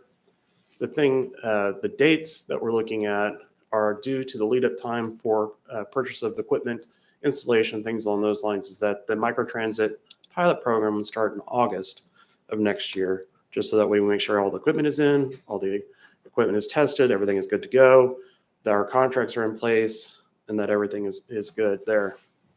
In addition to that, we are, as recommended by the plan, is to move our 900 locations, pickup and drop off locations. Currently, the 900 pickup and drop off is located at Battle Creek Church and South Broken Arrow Baptist Church. And we would like to move those to the Rose District, which makes a lot of great opportunity for our citizens to be able to come shop, grab a cup of coffee before they grab the bus ahead of time, or grab dinner whenever they're coming back.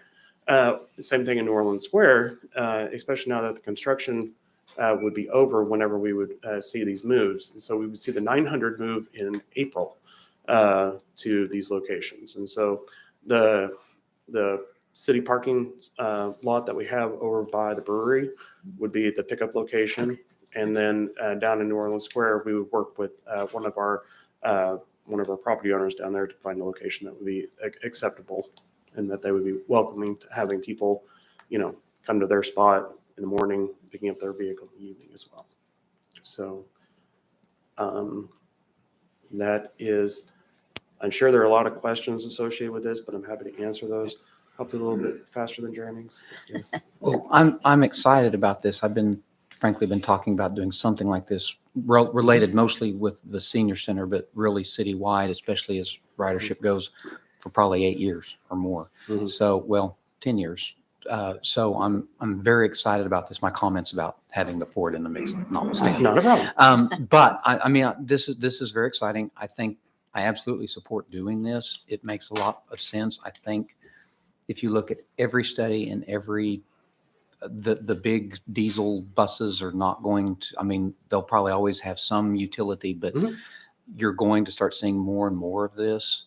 And it just makes sense that we study it to see how best we can implement it in our city. So, I mean, this is a lot of work. I know your department and the TED department, there's been many people touching this and different programs going on. And so I appreciate the work, and I'm excited about seeing this implemented. If we have all of our ducks in a row before August, is there a way we might be able to start the pilot program earlier if everything was in place? Yes, it is possible. It depends. A lot of the transit companies are union-based, Mhm. and because of that, they have starts and stops during certain times of the year. And so the unions, using Tulsa Transit, for example, theirs are April and August. Okay. And so those are theirs. Same thing with some of our other companies that are out there. That would be, America Transit, things like that. It just depends on how they're set up.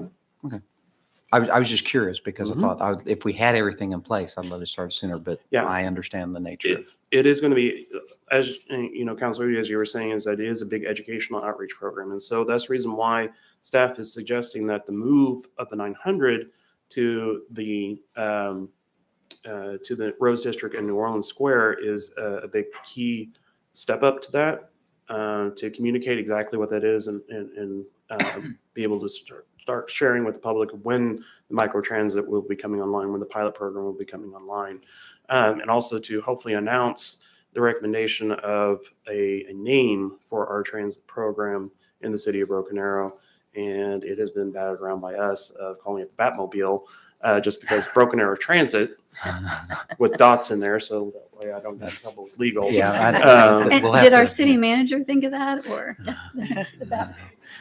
Wish. That was community development brainchild there. But so- we will Nice. have to be careful with any trademark infringement. Yeah. We can just put We can periods add an in there. extra A in there. Yeah. Batmobile. Yeah, that. So once you come up with a name, so will the car have markings so Mhm. people will know that Yes. that's what this car is about? That has been as brought up in the study was there was a lot of people did not even know that Broken Arrow even had a bus program, Hmm. bus system at all. It does play a part of why we are spending a good deal amount of money per rider. And so the whole goal of this is that while the cost may go up a little bit for the actual utilization of the system, our goal is to bring the overall cost per rider down so it actually makes more economic sense for the entire system. But yes, the vehicles will be completely plastered with the logos, and a rebranding of the 900 will also be done as a part of that. I'm really excited about this as well. I think, right now our, the transit that we have, it's not real reliable. And so sometimes our citizens do stand out in the rain, and if they're just a minute late or maybe even a few minutes early, they still may not get the transit that they need. And even though this may cost a little bit more, in the long run, the convenience of it and being doorstep to doorstep Mhm. is going to be so much better for our citizens that don't drive or prefer not to drive. Oh, yeah.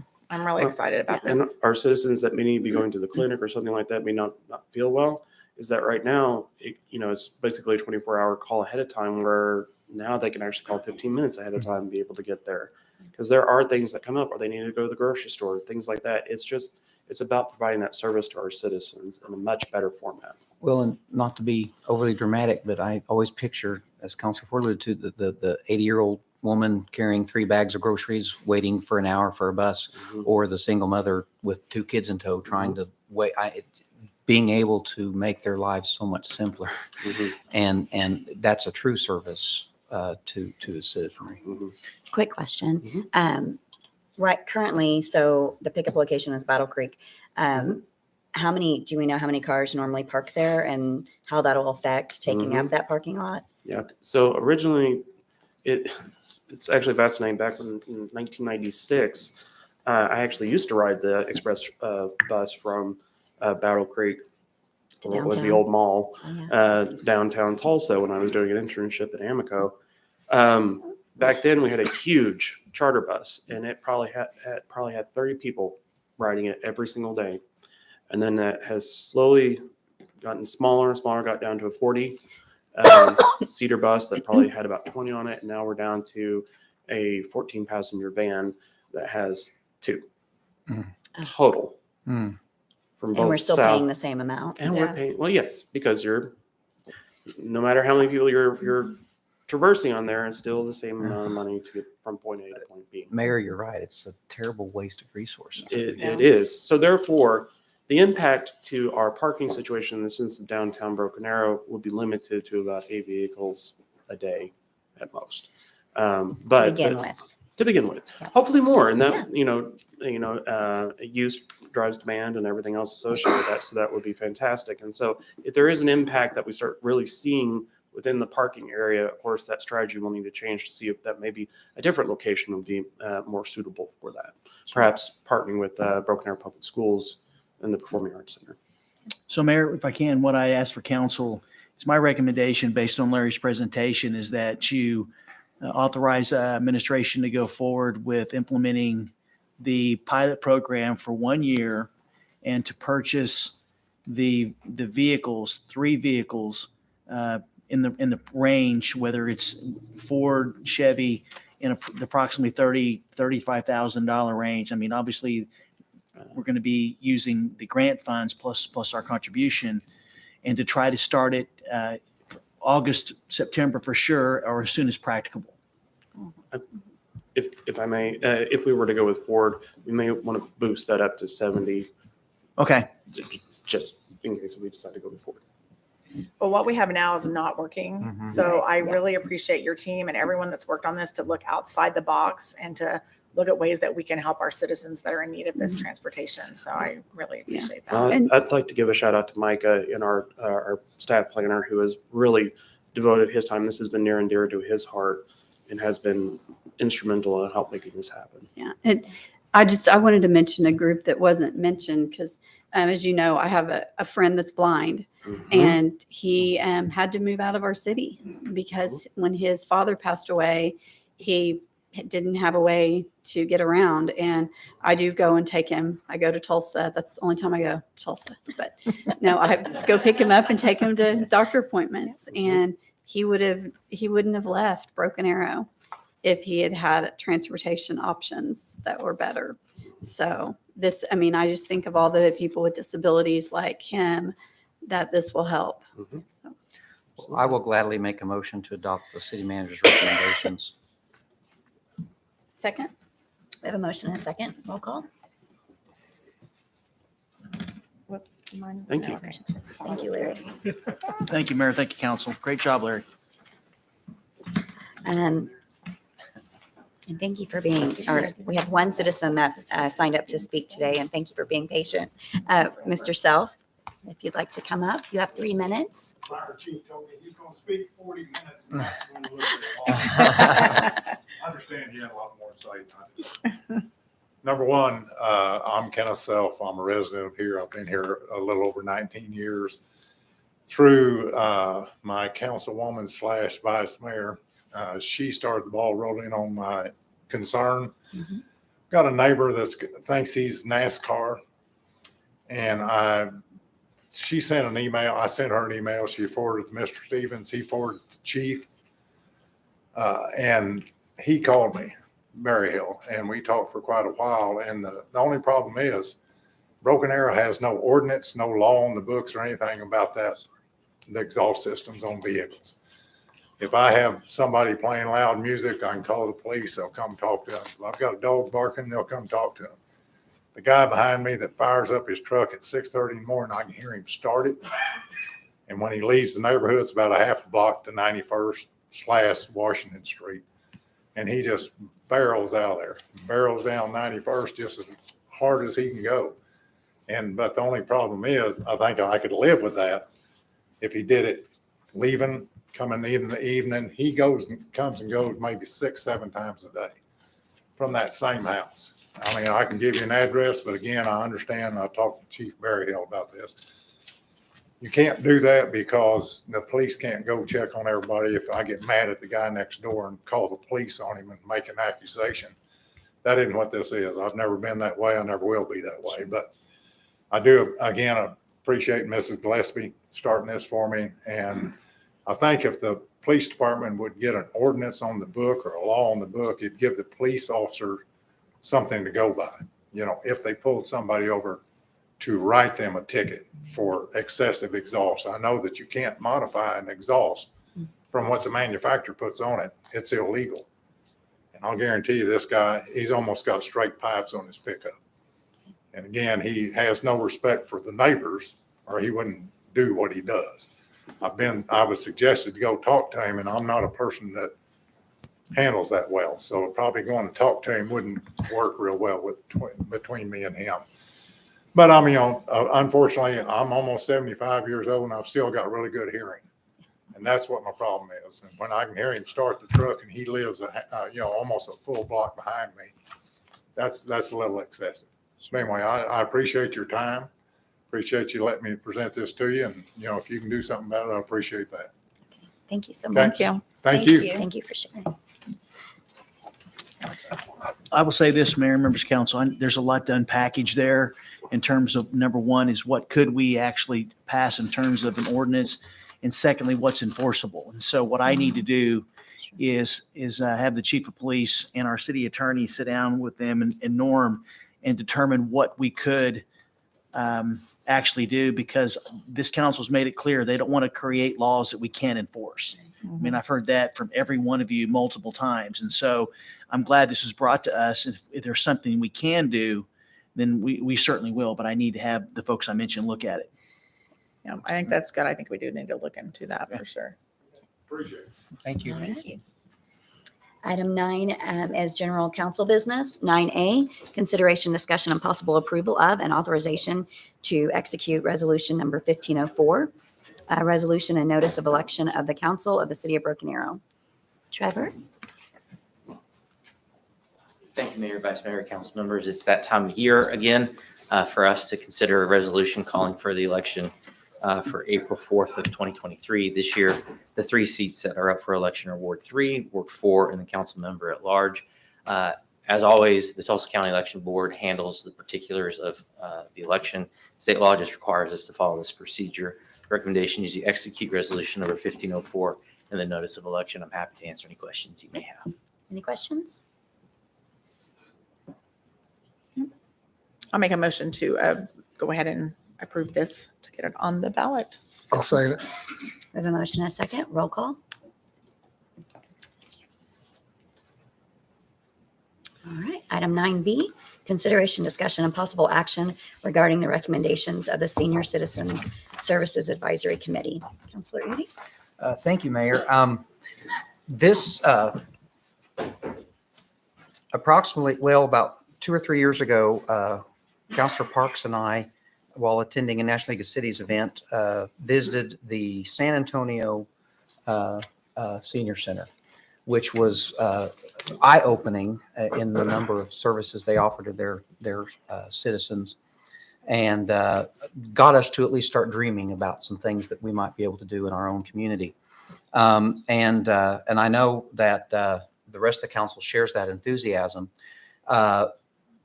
Of course, a lot of the challenges that met with many senior centers became clearly prevalent and very visible during the COVID situation.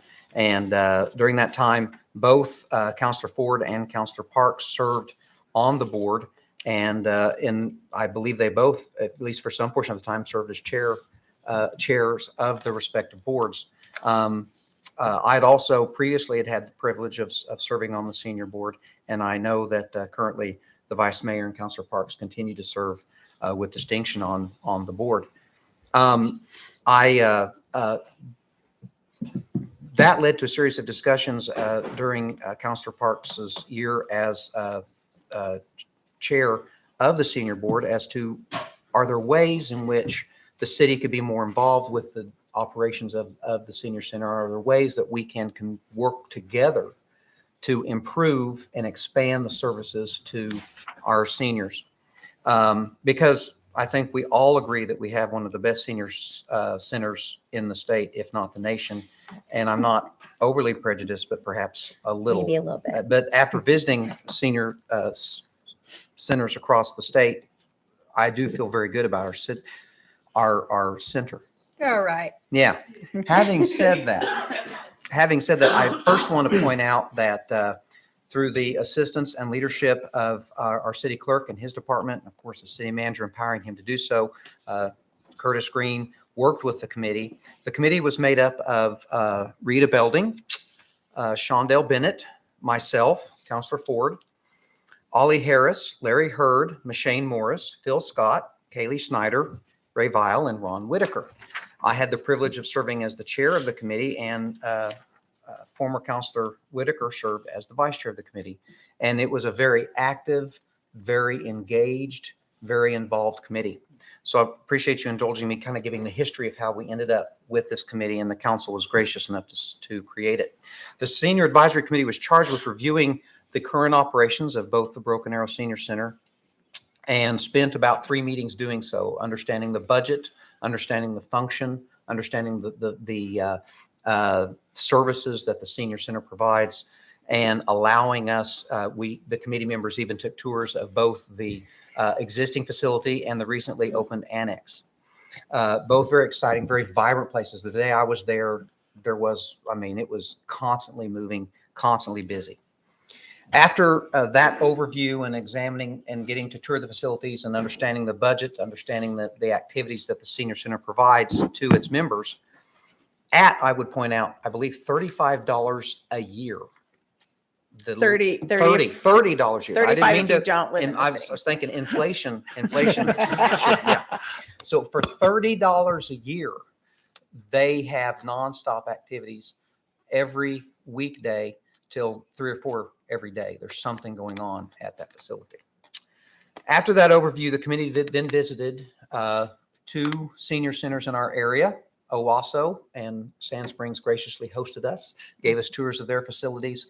There were some very interesting things, some very positive things, and it was nice to see how 2 of our local communities address their senior citizens' needs. Then we, on another visit, traveled to Edmond, which is a very nice facility, and to oh heavens, Midwest City and more. Each to varying degrees was meeting the needs of its senior citizens, but we did come to realize that really the Broken Arrow Senior Center does a great job with its programming and meeting the needs of the seniors. But as with every entity, there's an opportunity for improvement. So after dutifully studying this, after the committee spending very many hours going over this and analyzing what was good, what could be improved, and so forth, we came up with approximately, well, not approximately, exactly, 9 recommendations. And this was the committee's very hard work. And this committee had participation. We almost always had the vast majority of members at every meeting. So this was very enthusiastic. The first recommendation is that the City of Broken Arrow and Broken Arrow Seniors, Inc. should continue basically its current contractual relationship, which is the city provides the structures, the buildings, and to the Broken Arrow seniors to operate the Senior Center Activity Center. We have 2 buildings, the previous structure, which is still very vibrant, and the annex, which has, as you may have seen if you saw the State of the City address, an amazing exercise facility. Yes. But in exchange for providing that, the city has historically provided that at no cost to Broken Arrow seniors in exchange for Broken Arrow seniors operating the senior center and providing a great deal of activities. The senior center is responsible, the Broken Arrow seniors is responsible for day-to-day maintenance, such as for making sure there's toilet paper, paper towels, making sure the facility is clean, changing light bulbs and the basic things.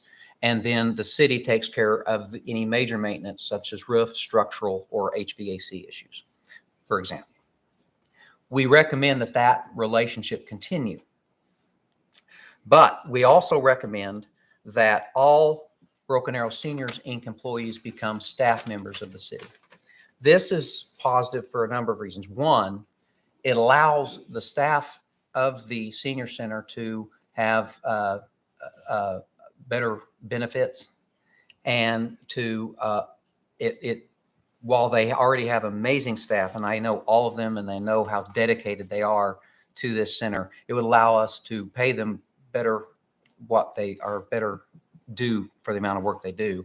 And it would also allow us to provide staffing that would give us the ability to extend the hours of the facility. Because right now, because of staffing, they have to end at about 3 or 4 every day, and there's no weekend benefits or no weekend activities. And Real quick, or so Yes. are they basically contract labor? They- Just for, that's what they are currently? that's currently Okay, Broken Arrow just for the Seniors, record, Inc. yeah. Okay. pays the staff. Right. But they're employees of Broken Arrow. They are employees of Broken Arrow Seniors, Inc. Yeah. The recommendation is that they would become employees of the city city. of Broken Arrow. Primarily, of course, this would be up to the city manager if this recommendation was adopted, but the committee envisioned being falling under the Parks Department. Right. Because That would make essentially it's an activity center that includes, Yeah. but designated for the benefit of Broken Arrow seniors. We believe that this would allow them to expand the hours that they could offer services, as well as increase what is already a very full slate of programming.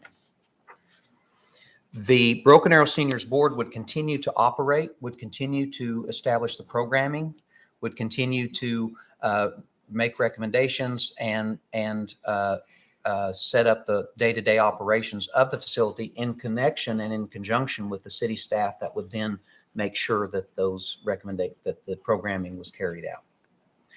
This has additional benefits because if there is still a 501c3 board that is managing and operating the center as far as programming, the nutrition needs and all that, it allows them to continue to benefit from additional services from other 501c3 and community entities such as United Way, the Kaiser Foundation, and places like that. And I know I'm talking a lot, but there's a lot here, and I'm still trying to keep it short. The Broken Arrow Seniors Board would continue to function as it does generally, only it would not oversee staff. It would be focused on programming and the day-to-day operations of the center. But in addition, there would be an advisory board created, made up of just members of the center. Because right now, the senior board, and I think this is still a good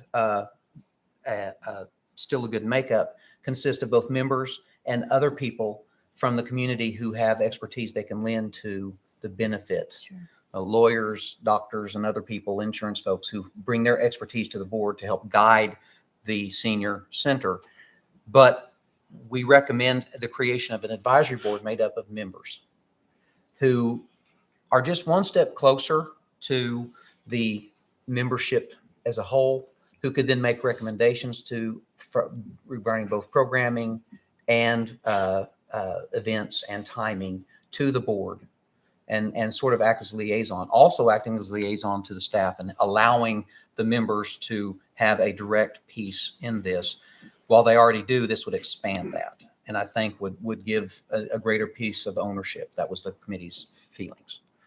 The fifth recommendation is that the Broken Arrow Seniors would expand partnership with the groups that can provide services and information.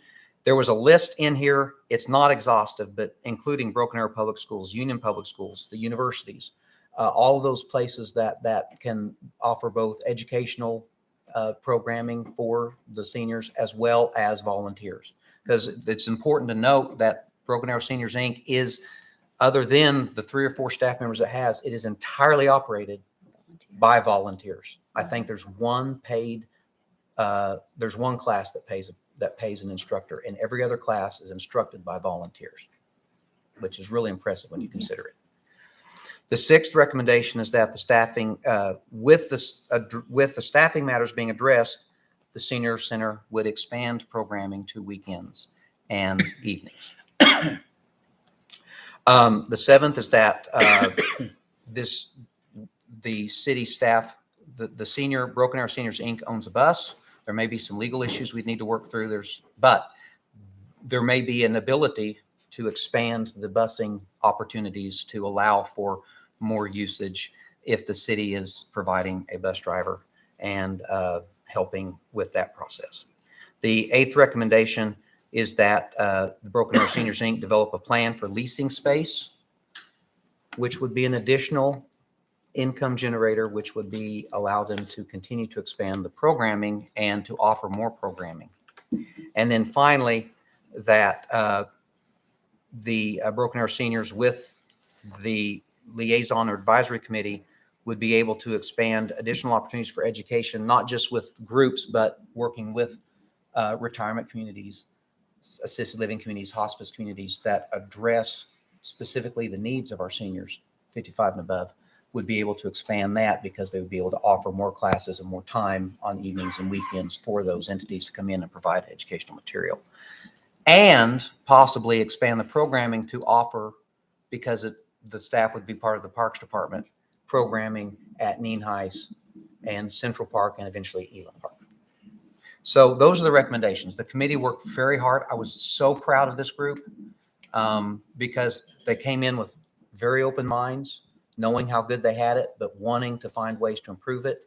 And I'm grateful for this council believing in our seniors enough to want to take what is already a great place and make it better. So I would ask that the council consider adopting these recommendations and working with Broken Arrow Seniors Inc. to implement them.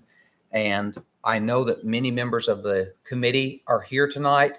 I know they've sat through 2 hours of meeting, so they may not wish to speak, but I wanted to make sure if any of them wish to offer any further comments than my own paltry ones, that they could.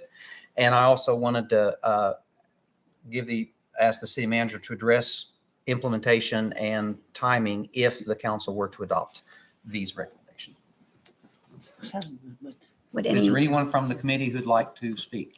I'm going to say, surely Rita will come I- down and talk to us. You can see her just sponching at the bit, ready to Come on down, Rita. coming down? Rita, you'll need to come Yeah. speak on the. Ray, I know you have something to say too.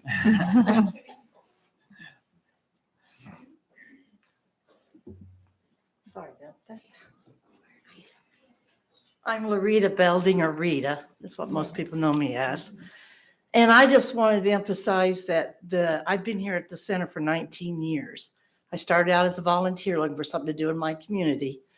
Ended up being a member, full-fledged now.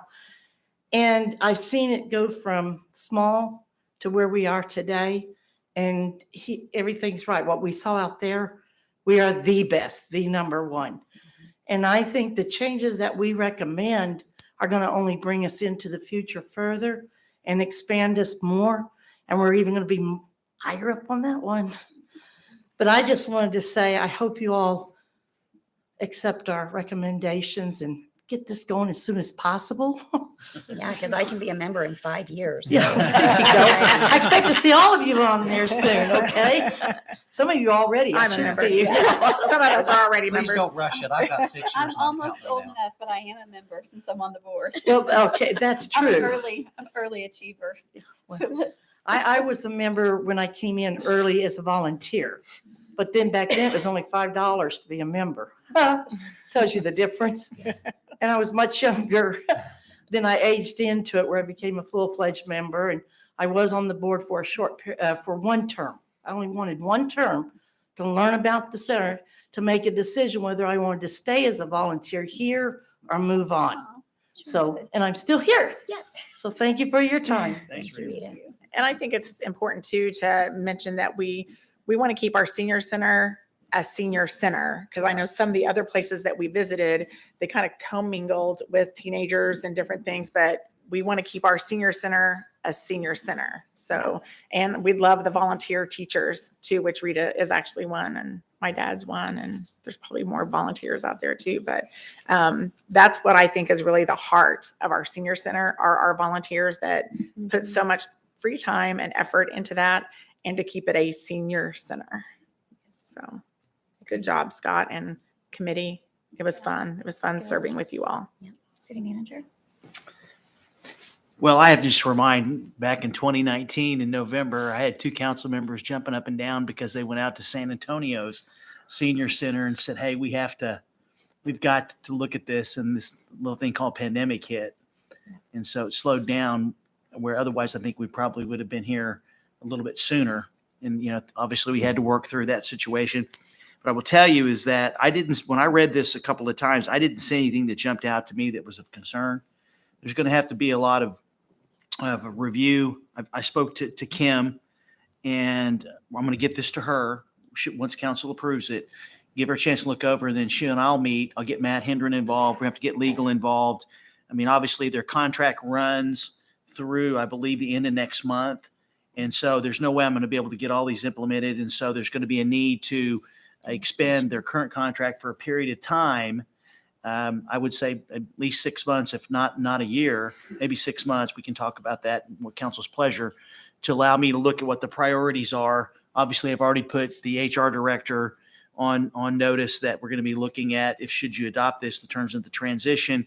You know, obviously looking at what funding that they currently have that can be brought over to help us offset those costs. And the council members committee right is we will look at the job descriptions and what they're doing, and we will match those up with commensurate with other positions similar within the city, and make sure that they're compensated accordingly. And then we'll look at those other recommendations, and I'll come back with you about where we can do things now, and things we may have to do as a part of a phasing plan, and ultimately let the council members decide, how you'd like to go forward. But I recommend, I sat through the first couple of meetings, and they were just so enthusiastic about this. So I would recommend that you accept the recommendation so we can go forward. It's very refreshing to see the partnership between the senior center and Yeah. the city. And I think too, we want to make clear that, like what Lisa said, we want to keep the senior center exactly what it is, but make it better. Yeah. And because if I was just sitting on the outside looking in, I'm like, wait, the government is going to come in and make this better. So, and because that, partnering, putting it under a government entity, I mean, that would, from the outside looking in, that might make me worried. But I think because of the history with this, with the senior center and just the success that it's had, and it's actually, I mean, it's growing incrementally, exponentially, that's the word, exponentially, every month. Yeah, I agree. This is a really good thing. There's not a lot to add to that. I'm excited about it. I want to show appreciation and thank the committee for the time that they spent on it. I do believe we was running into a place that we talk about how much it's growing, and it is growing, but it couldn't grow to its potential unless this happened. It needs to be an effort between the city and the senior center to accomplish this. So I just think that I'm just kind of taken back. It's been a tough 2 or 3 years being on the board of the senior center going through the pandemic and all. But I'm excited because I see now the future. Broken Arrow, we've always kind of set the tone for anything we do for the rest of the state. The rest of the state looks at Broken Arrow, I feel like, to see how to do something properly. And even though I think we still have a better, at this point in time, senior center than anybody else in the state, I think that we need to be better. And to be better, it's going to take this combination of the city working with them. At this point in time, they have a new facility, but they don't have anybody to go over and to monitor it or to work on it. So they're short on staff, so they can't hire staff members. So they're stymied at that point there. We've got probably about 10% of those 55 and over that are members of the senior center. So I think we can really improve on that. They want to improve on that. So I think it's just exciting time for me to do that, because I've worked with the senior center ever since I wasn't a senior for many years. And so it's neat to see it grow like this. So I appreciate Scott's leadership, Lisa sitting on the board, the committee. I do appreciate your time. So thank you very much. And I'd like to make the motion that we accept their advisory committee, their recommendation, and move forward with it. Second? We have a motion and a second. Roll call.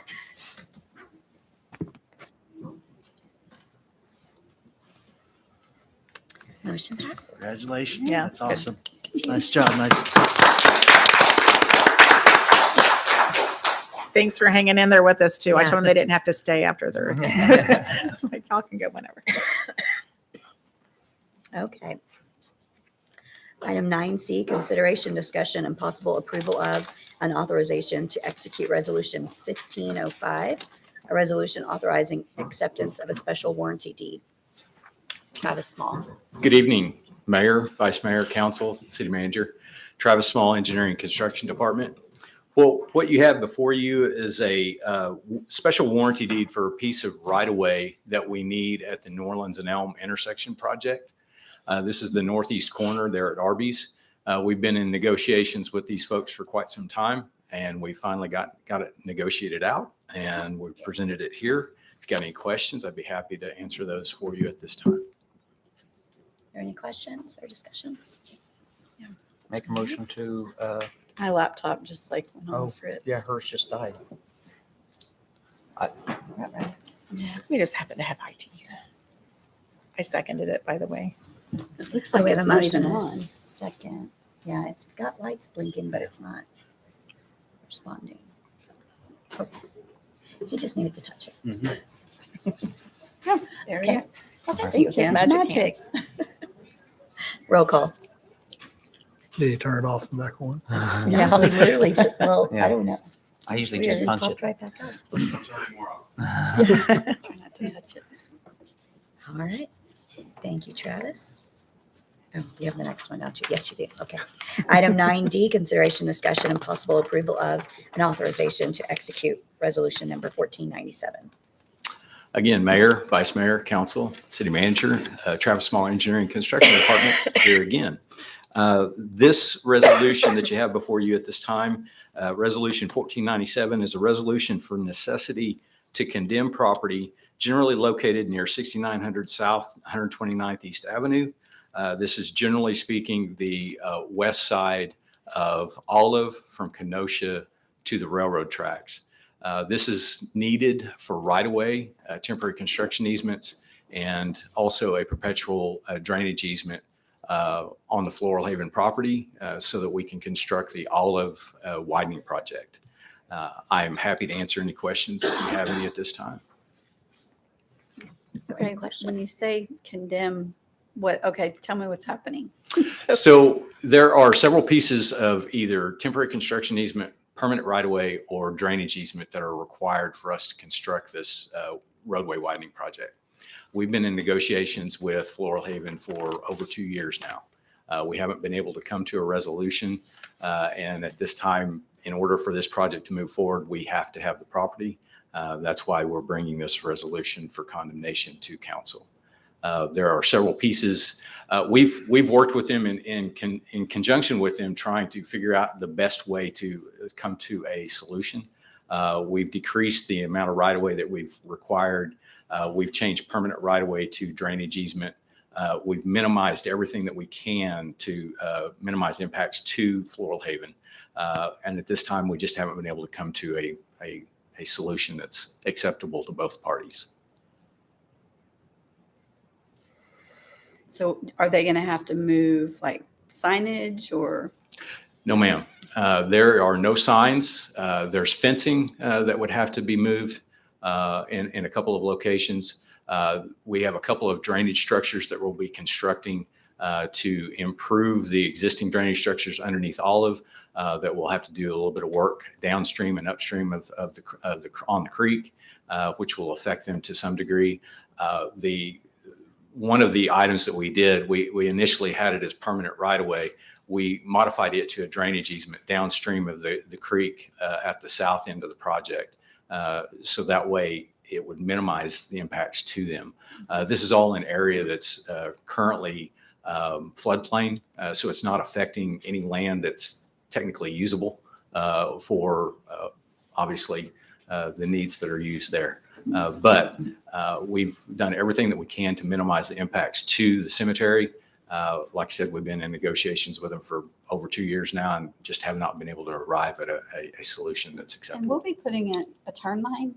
Like, is it, I mean, we're widening, so Mhm. is there going to be a center turn lane? So initially, we were working on the project to include 5 lanes for that full stretch. However, due to construction costs, we've looked at decreasing that so that we fit it within existing budget. We have some, yes, 4 lanes, but at Kenosha, it will be 5 lanes. Because I know quite a few wrecks happen. Mhm. I mean, because I see that pop up a lot, is wrecks at Floral Haven from, I don't know, people pulling out or whatever. So it seems like this would be a really good thing, a positive thing that they would want to happen. It's a pretty narrow road through It's there. very- Yeah. It is. I mean, we've been talking about this since my first year on council. Right. We approved the PUD and it was based on that road expansion. And this is kind of, And this is right by my house, Unnecessary. and this is long overdue. Mhm. And Yeah. it sounds like to me you've been over backwards to work with Floral Haven, and they are great community partners. So Absolutely. I'm sure that they'll be happy with whatever work we did. But I'm telling you, if you are in that area I know. around traffic, rush hour before after, it's not quite a mile back up, but it's close, Yeah. and it's dark and it's narrow and it's just not safe. It's So- been long needed. will It will. 61st also be 5 lane? Will it widen at 61st and Kenosha or just Kenosha? So this project actually ends at the railroad. It does not continue Okay. all the way to Albany, unfortunately. But From the railroad south to Kenosha, it'll be 4 lanes. And then as we get to Kenosha, it will be widened to 5. I'll make a motion to approve and did somebody? Oh. Excuse me, Mayor, is the Sorry. intersection at Sorry. Albany already 5 lanes?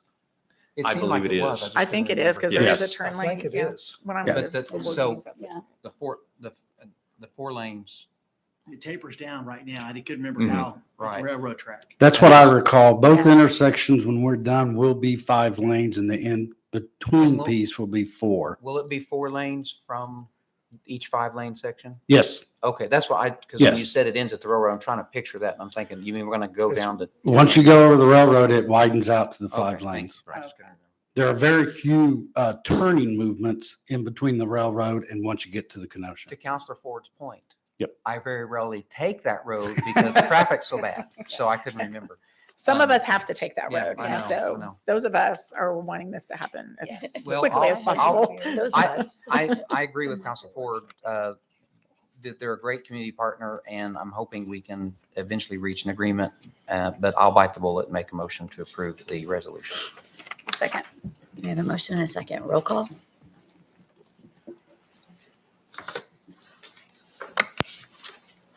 All right, motion passes. Thank you. Thank you. Motion 9E, consideration, discussion, and possible approval of a city official appointed by the city manager to the Metropolitan Area Planning Commission Exploratory Committee. Larry Curtis. Mayor, Vice Mayor, Council, the city manager is provided as a part of the exploratory advisory committee to provide one person to the committee and had originally appointed me and is needing to change that to Mr. Schwab. I'll make a motion to accept Mr. Schwab as the replacement of Larry Curtis for this committee. Second. Although Larry can't be replaced. That's true. Right. Well, Thank you. in this committee, he's going to have to be replaced.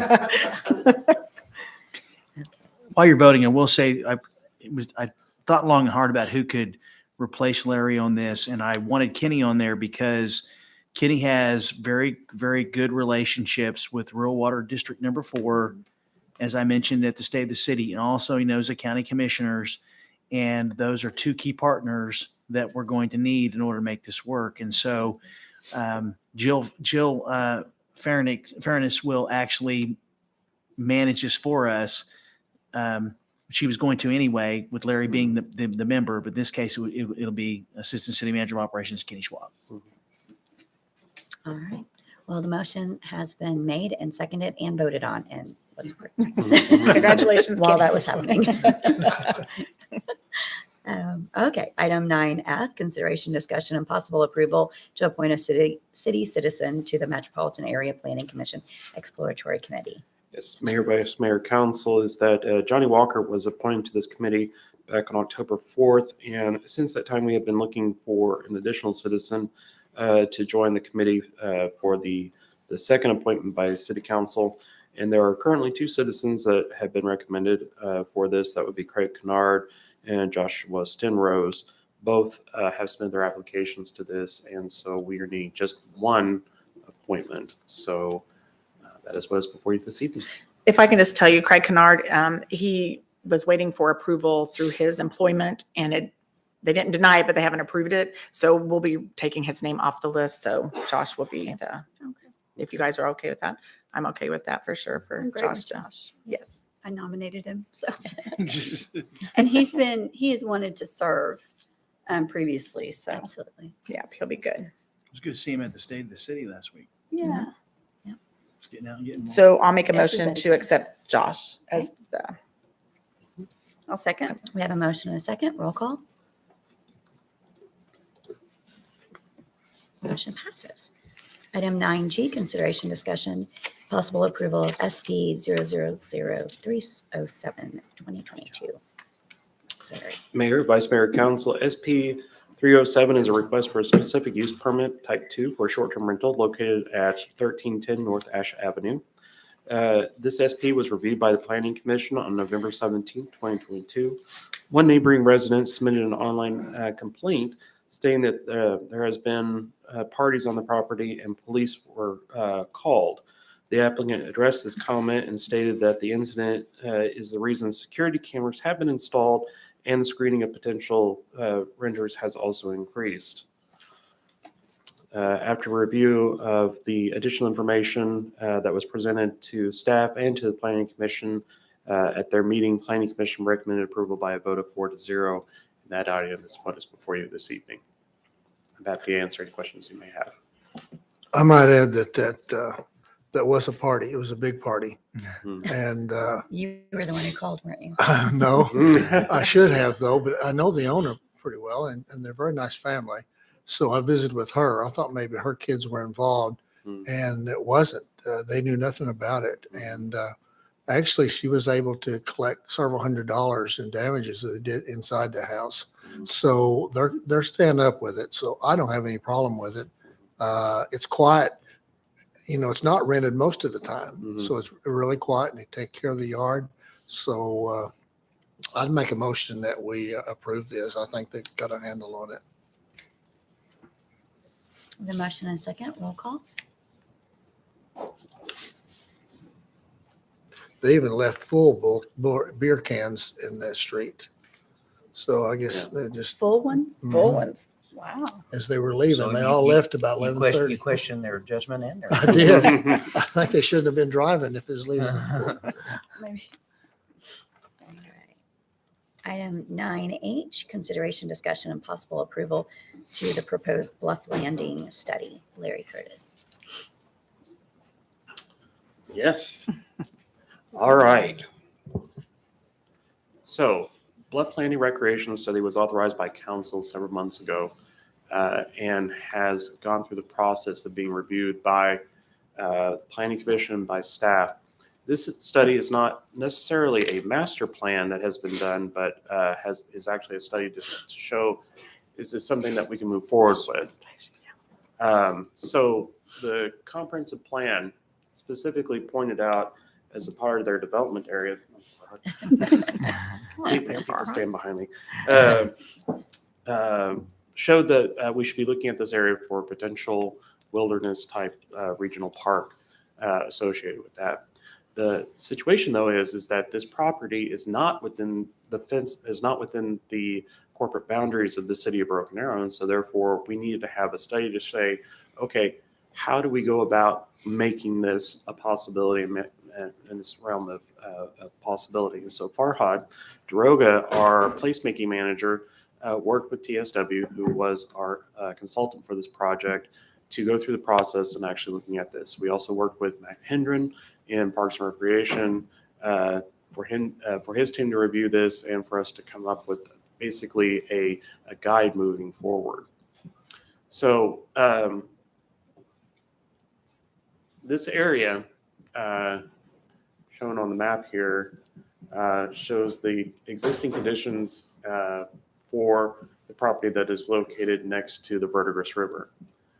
The site analysis, what you see there in pink, is what is currently owned by the Corps of Engineers. To go into more depth is that the Corps of Engineers has a process in place that allows government agencies outside of the Corps to lease the property for up to 99 years for $1. So essentially this is 2 miles long of potential park space that the city and or another agency could utilize for a wilderness type park. And so I'm going to have Farhad go over the recommendations for the site analysis of what's known as Site A, which is the area that is next to the Lock and Dam. And for those who don't know where this is, if you just drive all the way on Kenosha till it ends, Just keep going. you just keep going and going and going, you run right into it. You pass our water plant, which is there at the orange, and then you literally dead into it. So you run over it, you run into the river. But so I'll let Farhad talk about the recommendations for Site A, which is the Lock and Dam, and then Site B. Yes, sir. Thank you. The study started as part of a comprehensive plan projects that were identified for quality of life enhancement. This is a wonderful recreation area at the east end of Kenosha or 71st Street.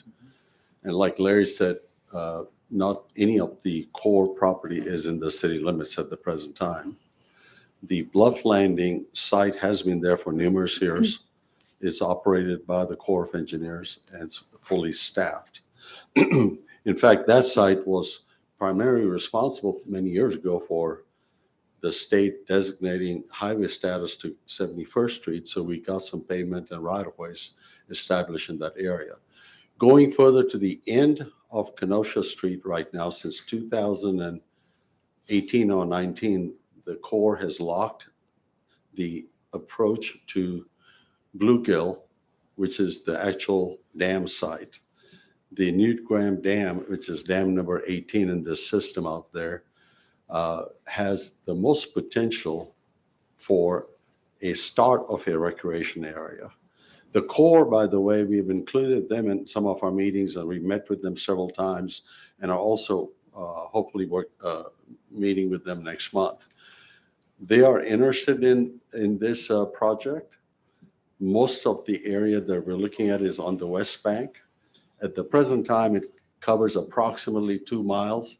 There's potential for more length of mileage in this area. So we started looking at what are pragmatic ideas that can be done. There were so many different ideas that can be done ultimately, but initially, to make it more doable, we identified 2 pockets of areas. Site A, which is the southern site, which is approximately half a mile kind of into the gated area. If you've been to the gate, it's a half a mile inland. That area in the past has not been very conducive, so the Corps shut it down and they've cleaned it up quite a bit. The county has been involved in that process as well.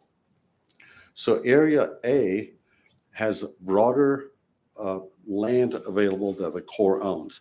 When this project was designed way back in the 60s and 70s and opened in the 70s, the Corps has generally got minimum 80 feet of land along the river, and in some pockets where area A and B is, there's more acreage available.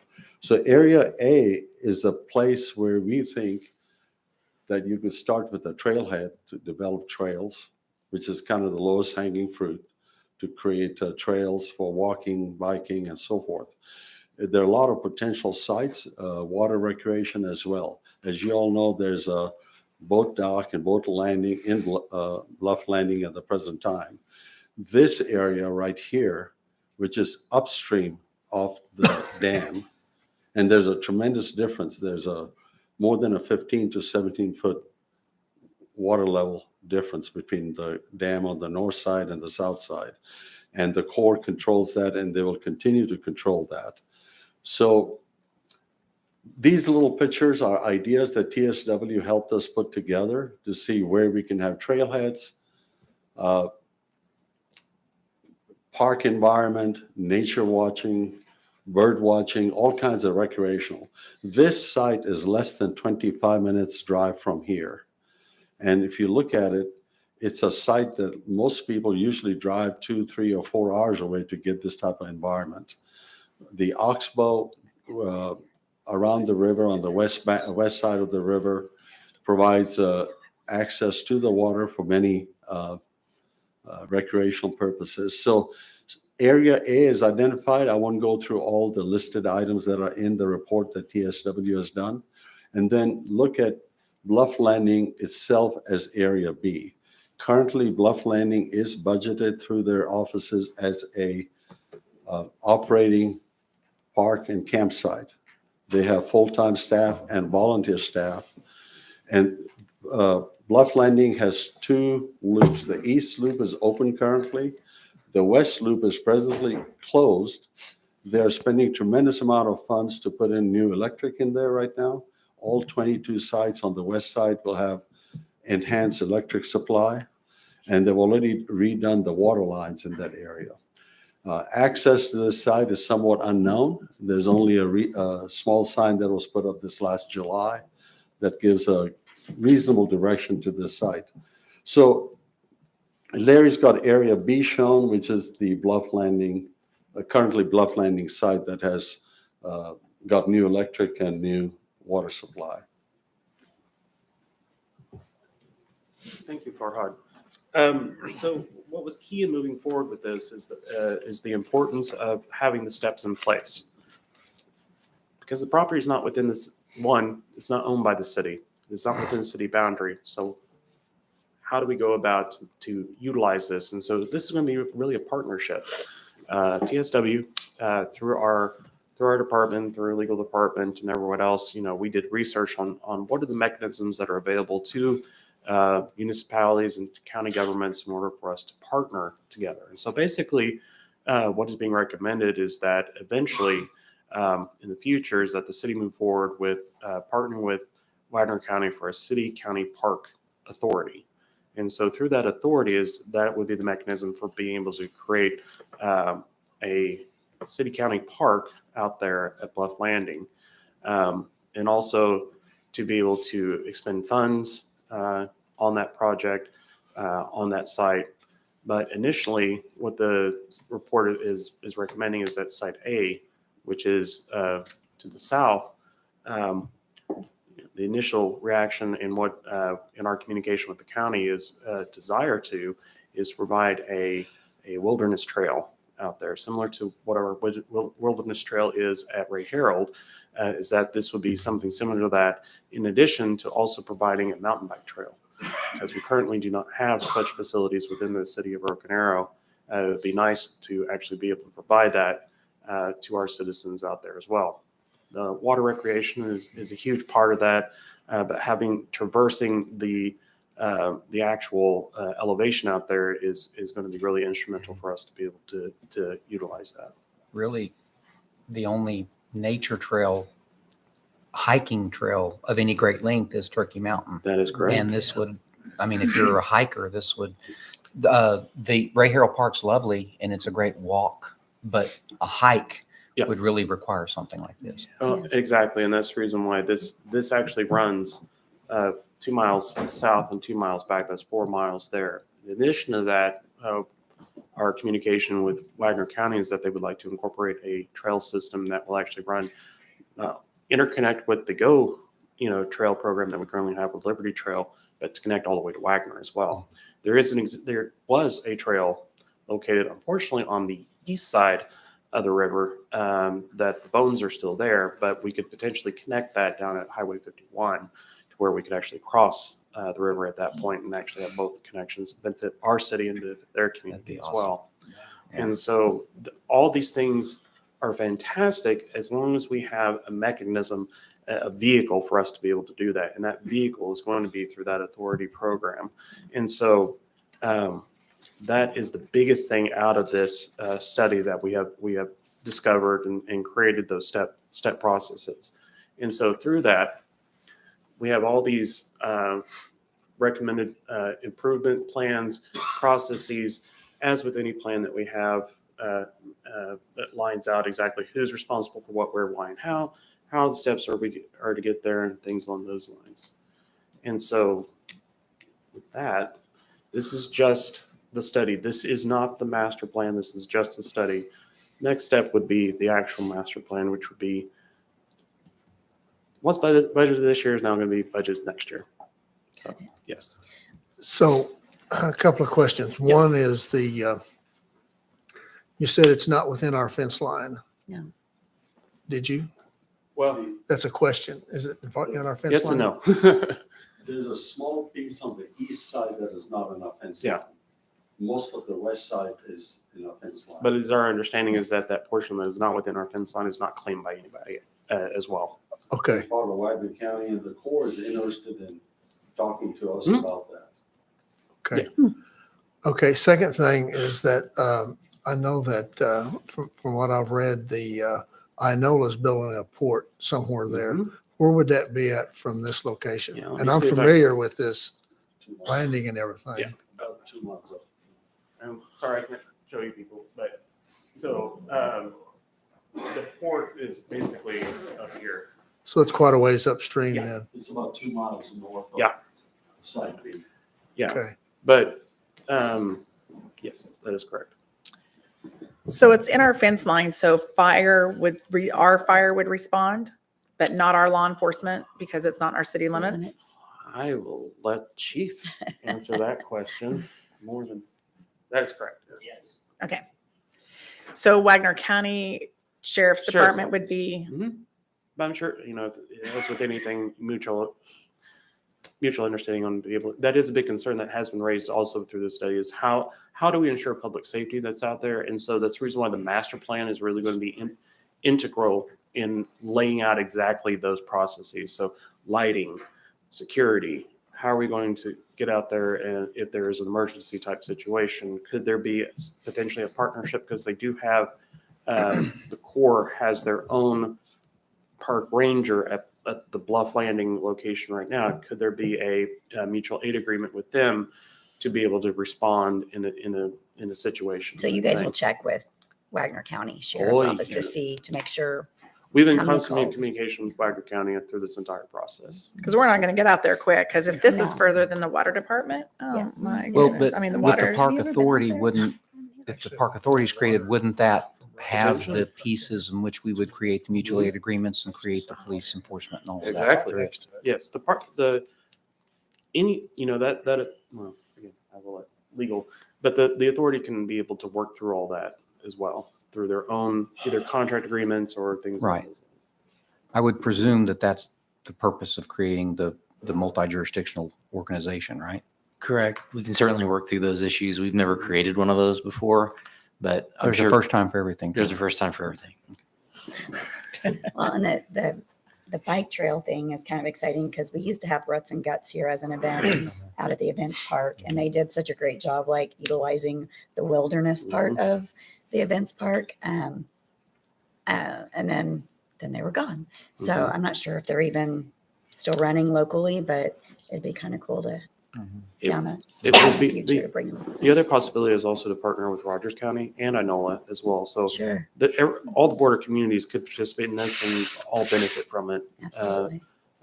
Would make that recommendation whenever the project moves forward is to incorporate anybody and everybody who wants to be Sure. involved. Well, I think that's my biggest concern is I don't want the city of Broken Arrow to be the financer of this land that's not even in our city, Right. or that we can't, send our law enforcement out there to make sure our people are safe. Our fire department, it's awesome and they can be out there, but again, that's so far out there. So, I mean, it's interesting. And I think as far as quality of life, I think it is great, but I'd be, want to hear a little more, I guess, as we get further down the line. Absolutely. So what we're being asked to do tonight is just to approve this, To accept the study. to accept, well, it says approve, but to accept the study, which would then allow the study to be implemented and the creation of And a master accepts. plan and so forth. Correct. Okay. All right, I'll make the motion. Second. We have a motion and a second. Roll call.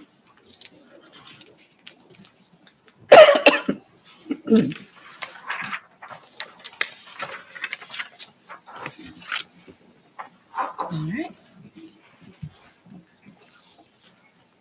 There are no preview ordinances. Item 11A, consideration, discussion, and possible adoption of ordinance number 3763. Larry. Mayor, Vice Mayor, Council, Vice Mayor, I think you'll find this most happy on this one is that this is the property maintenance code that is adopted by the city of Broken Arrow. Specifically, the Broken Arrow City Council approved the 2008 commercial building codes in September of 2021 and adopted the 2018 international residential codes in September of 2022. And so through that process, we've been going through and updating our other codes, and this includes the property maintenance code. We've taken some concerns that have been raised by council members, vice mayor, and other individuals to ensure that those are being incorporated with the overall maintenance of the code. And so that includes parking lot lighting, landscaping, shrubbery maintenance, and maintenance of fences as required by the city zoning code regulations. And so this is the ordinance associated with that, and I'm happy to answer any questions that you may have. Any questions? I'll make a motion to. Okay, it's not a preview. I'll make a motion to adopt ordinance 3763. We have a motion and a second. Roll call.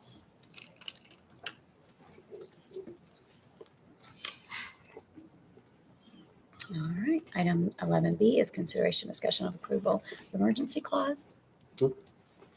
Move to approve the emergency clause. Second. I have a motion and a second. Roll call.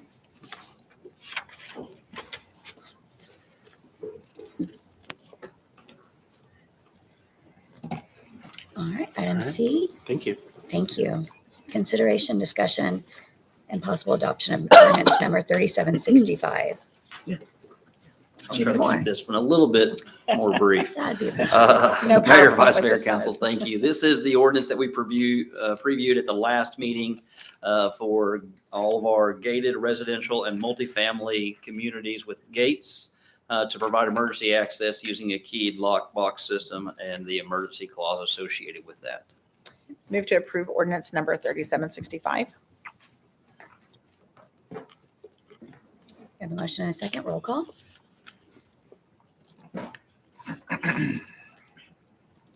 Move to approve the emergency clause when we get there.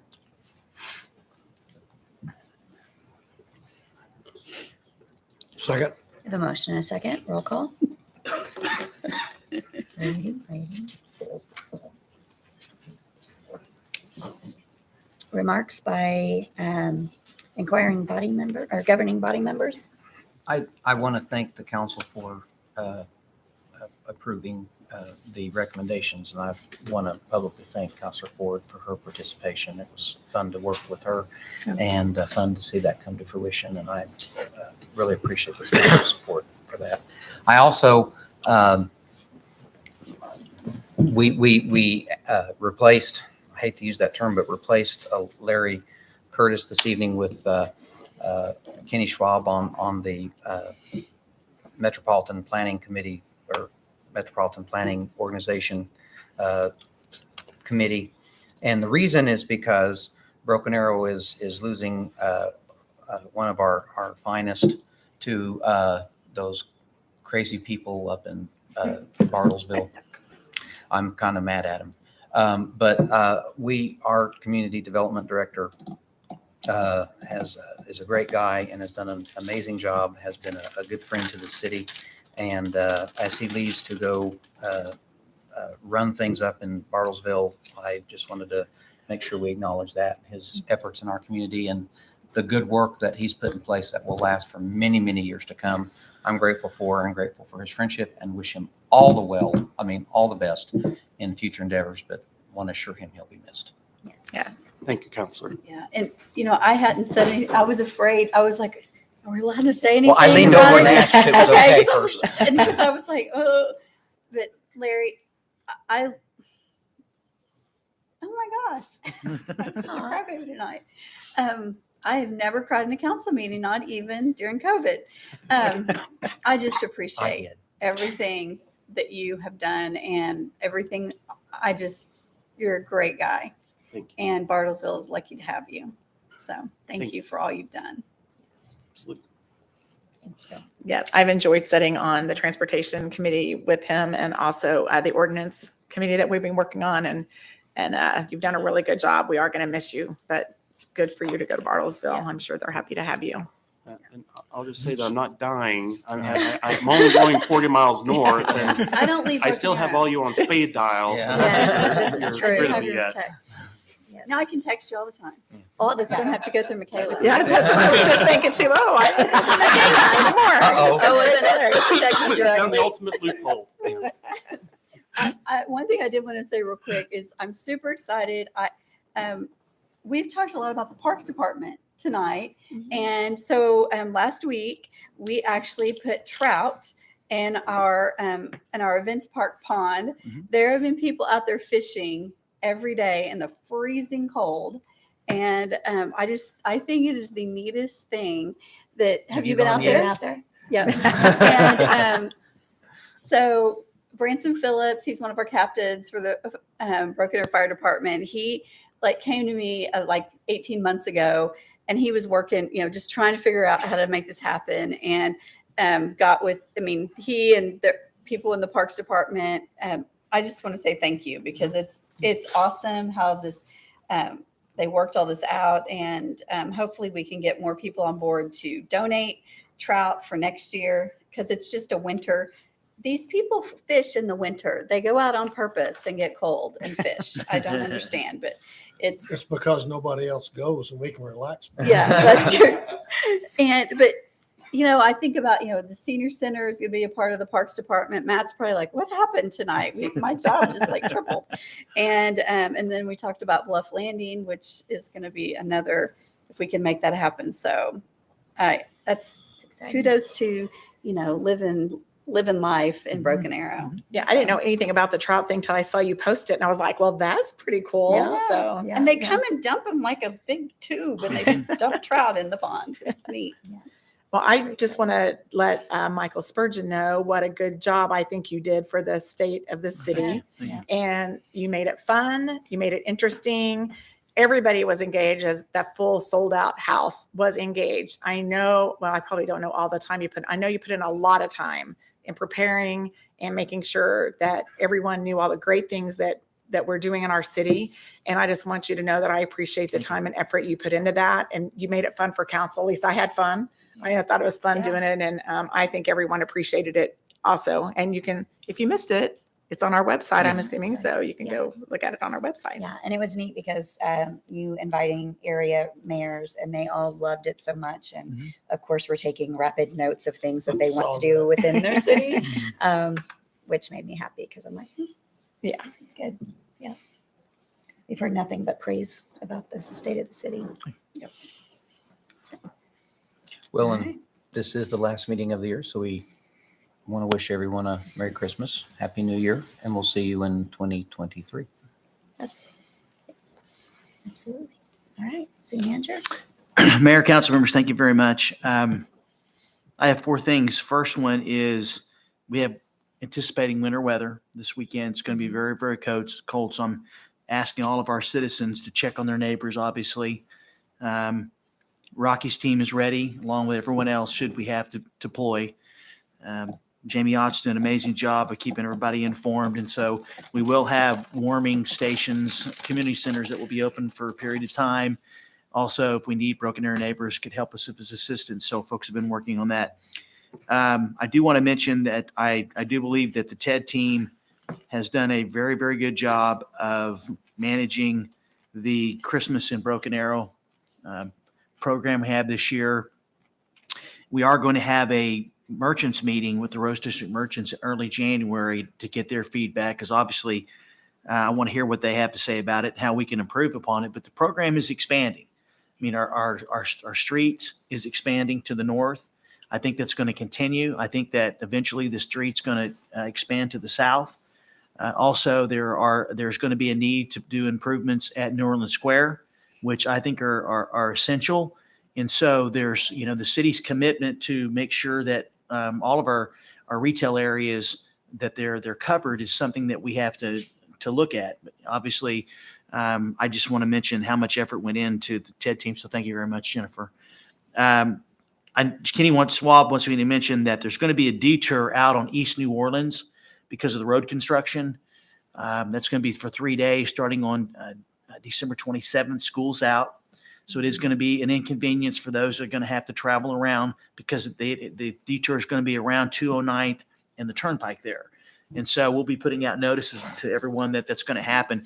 But that project is coming along very, very well, considering the location, what needs to be done. So I just want to send kudos out to our construction crews, making sure that it gets done. And the last thing is council always gets to go first because it's a council meeting. But I do want to talk about Larry Curtis for just a minute. When I first started 7.5 years ago, and I mentioned this at the State of the City, is that it was clear there was a need for a higher level of engagement and meeting expectations in a number of our departments. And the one thing I knew was I needed someone in that position that was capable of managing multiple projects. That because obviously, if you think about it, we have so much planning going on in our community that you could get stuck just with that. Okay. And that is extremely important. But I also knew that if we're ever going to get away from always talking about nothing but asphalt and concrete, okay, which are important, that we needed someone in that position that had the ability to see a bigger picture.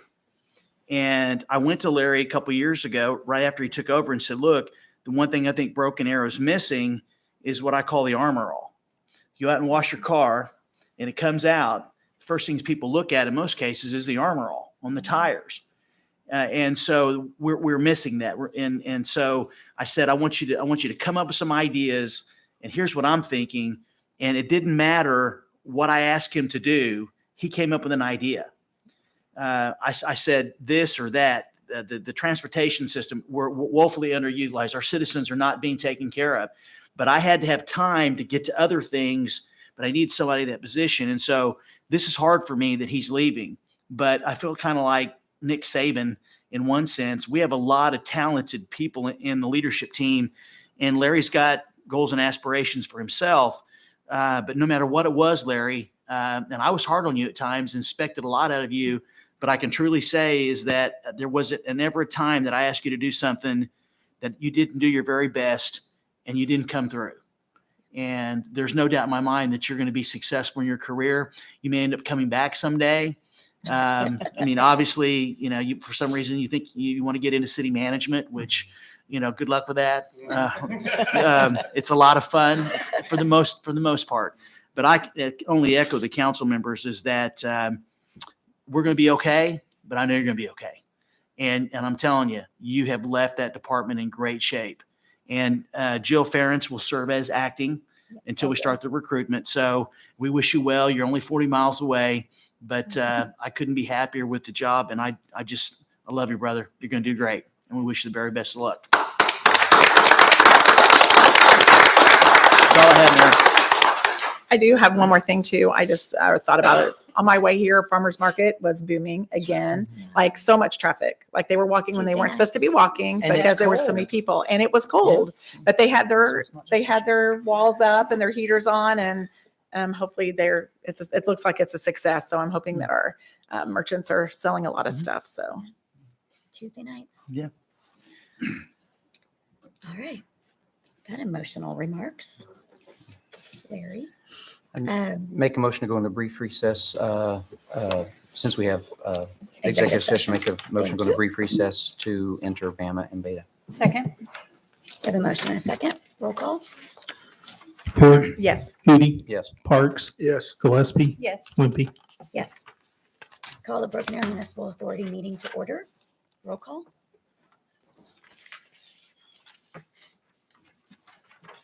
Ford, Here. Hootie, Here. Parks, Here. Gillespie, Here. Wimpy. Here. Are there any items to be removed from the consent agenda? Move to approve the consent agenda. Second. We have a motion and a second. Roll call. Consent agenda is approved. There is no public hearings, appeals, presentations, recognitions, or awards. There's no general authority business. Any remarks from governing body members or city manager? No, ma'am. There's no executive session. Make a motion to adjourn. Second. I beat him to it. I have a motion and a second. Roll call. All right.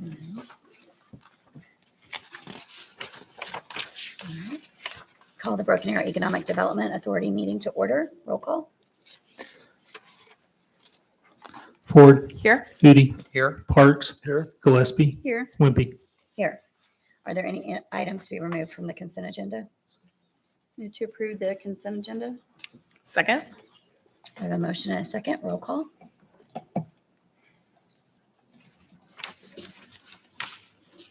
There are no presentations or general authority business. Remarks from governing body members? Remarks from city manager? No, ma'am. We do have executive session. I make a motion to take a brief recess to clear the room for executive session. Second? We have a motion and a second. Roll call. Ford, Yes. Hootie, Yes. Parks, Yes. Gillespie, Yes. Wimpy. Yes. That doesn't include us, does it? No, we get to stay. No, we get to stay. Yeah. So for I'm going to the restroom. 'cause I'm- Merry Christmas, you guys, everybody that's Yes. leaving. Have a good, Happy New Year too. Go home and have the. I thought maybe they might let us go too. But thank you. You're welcome.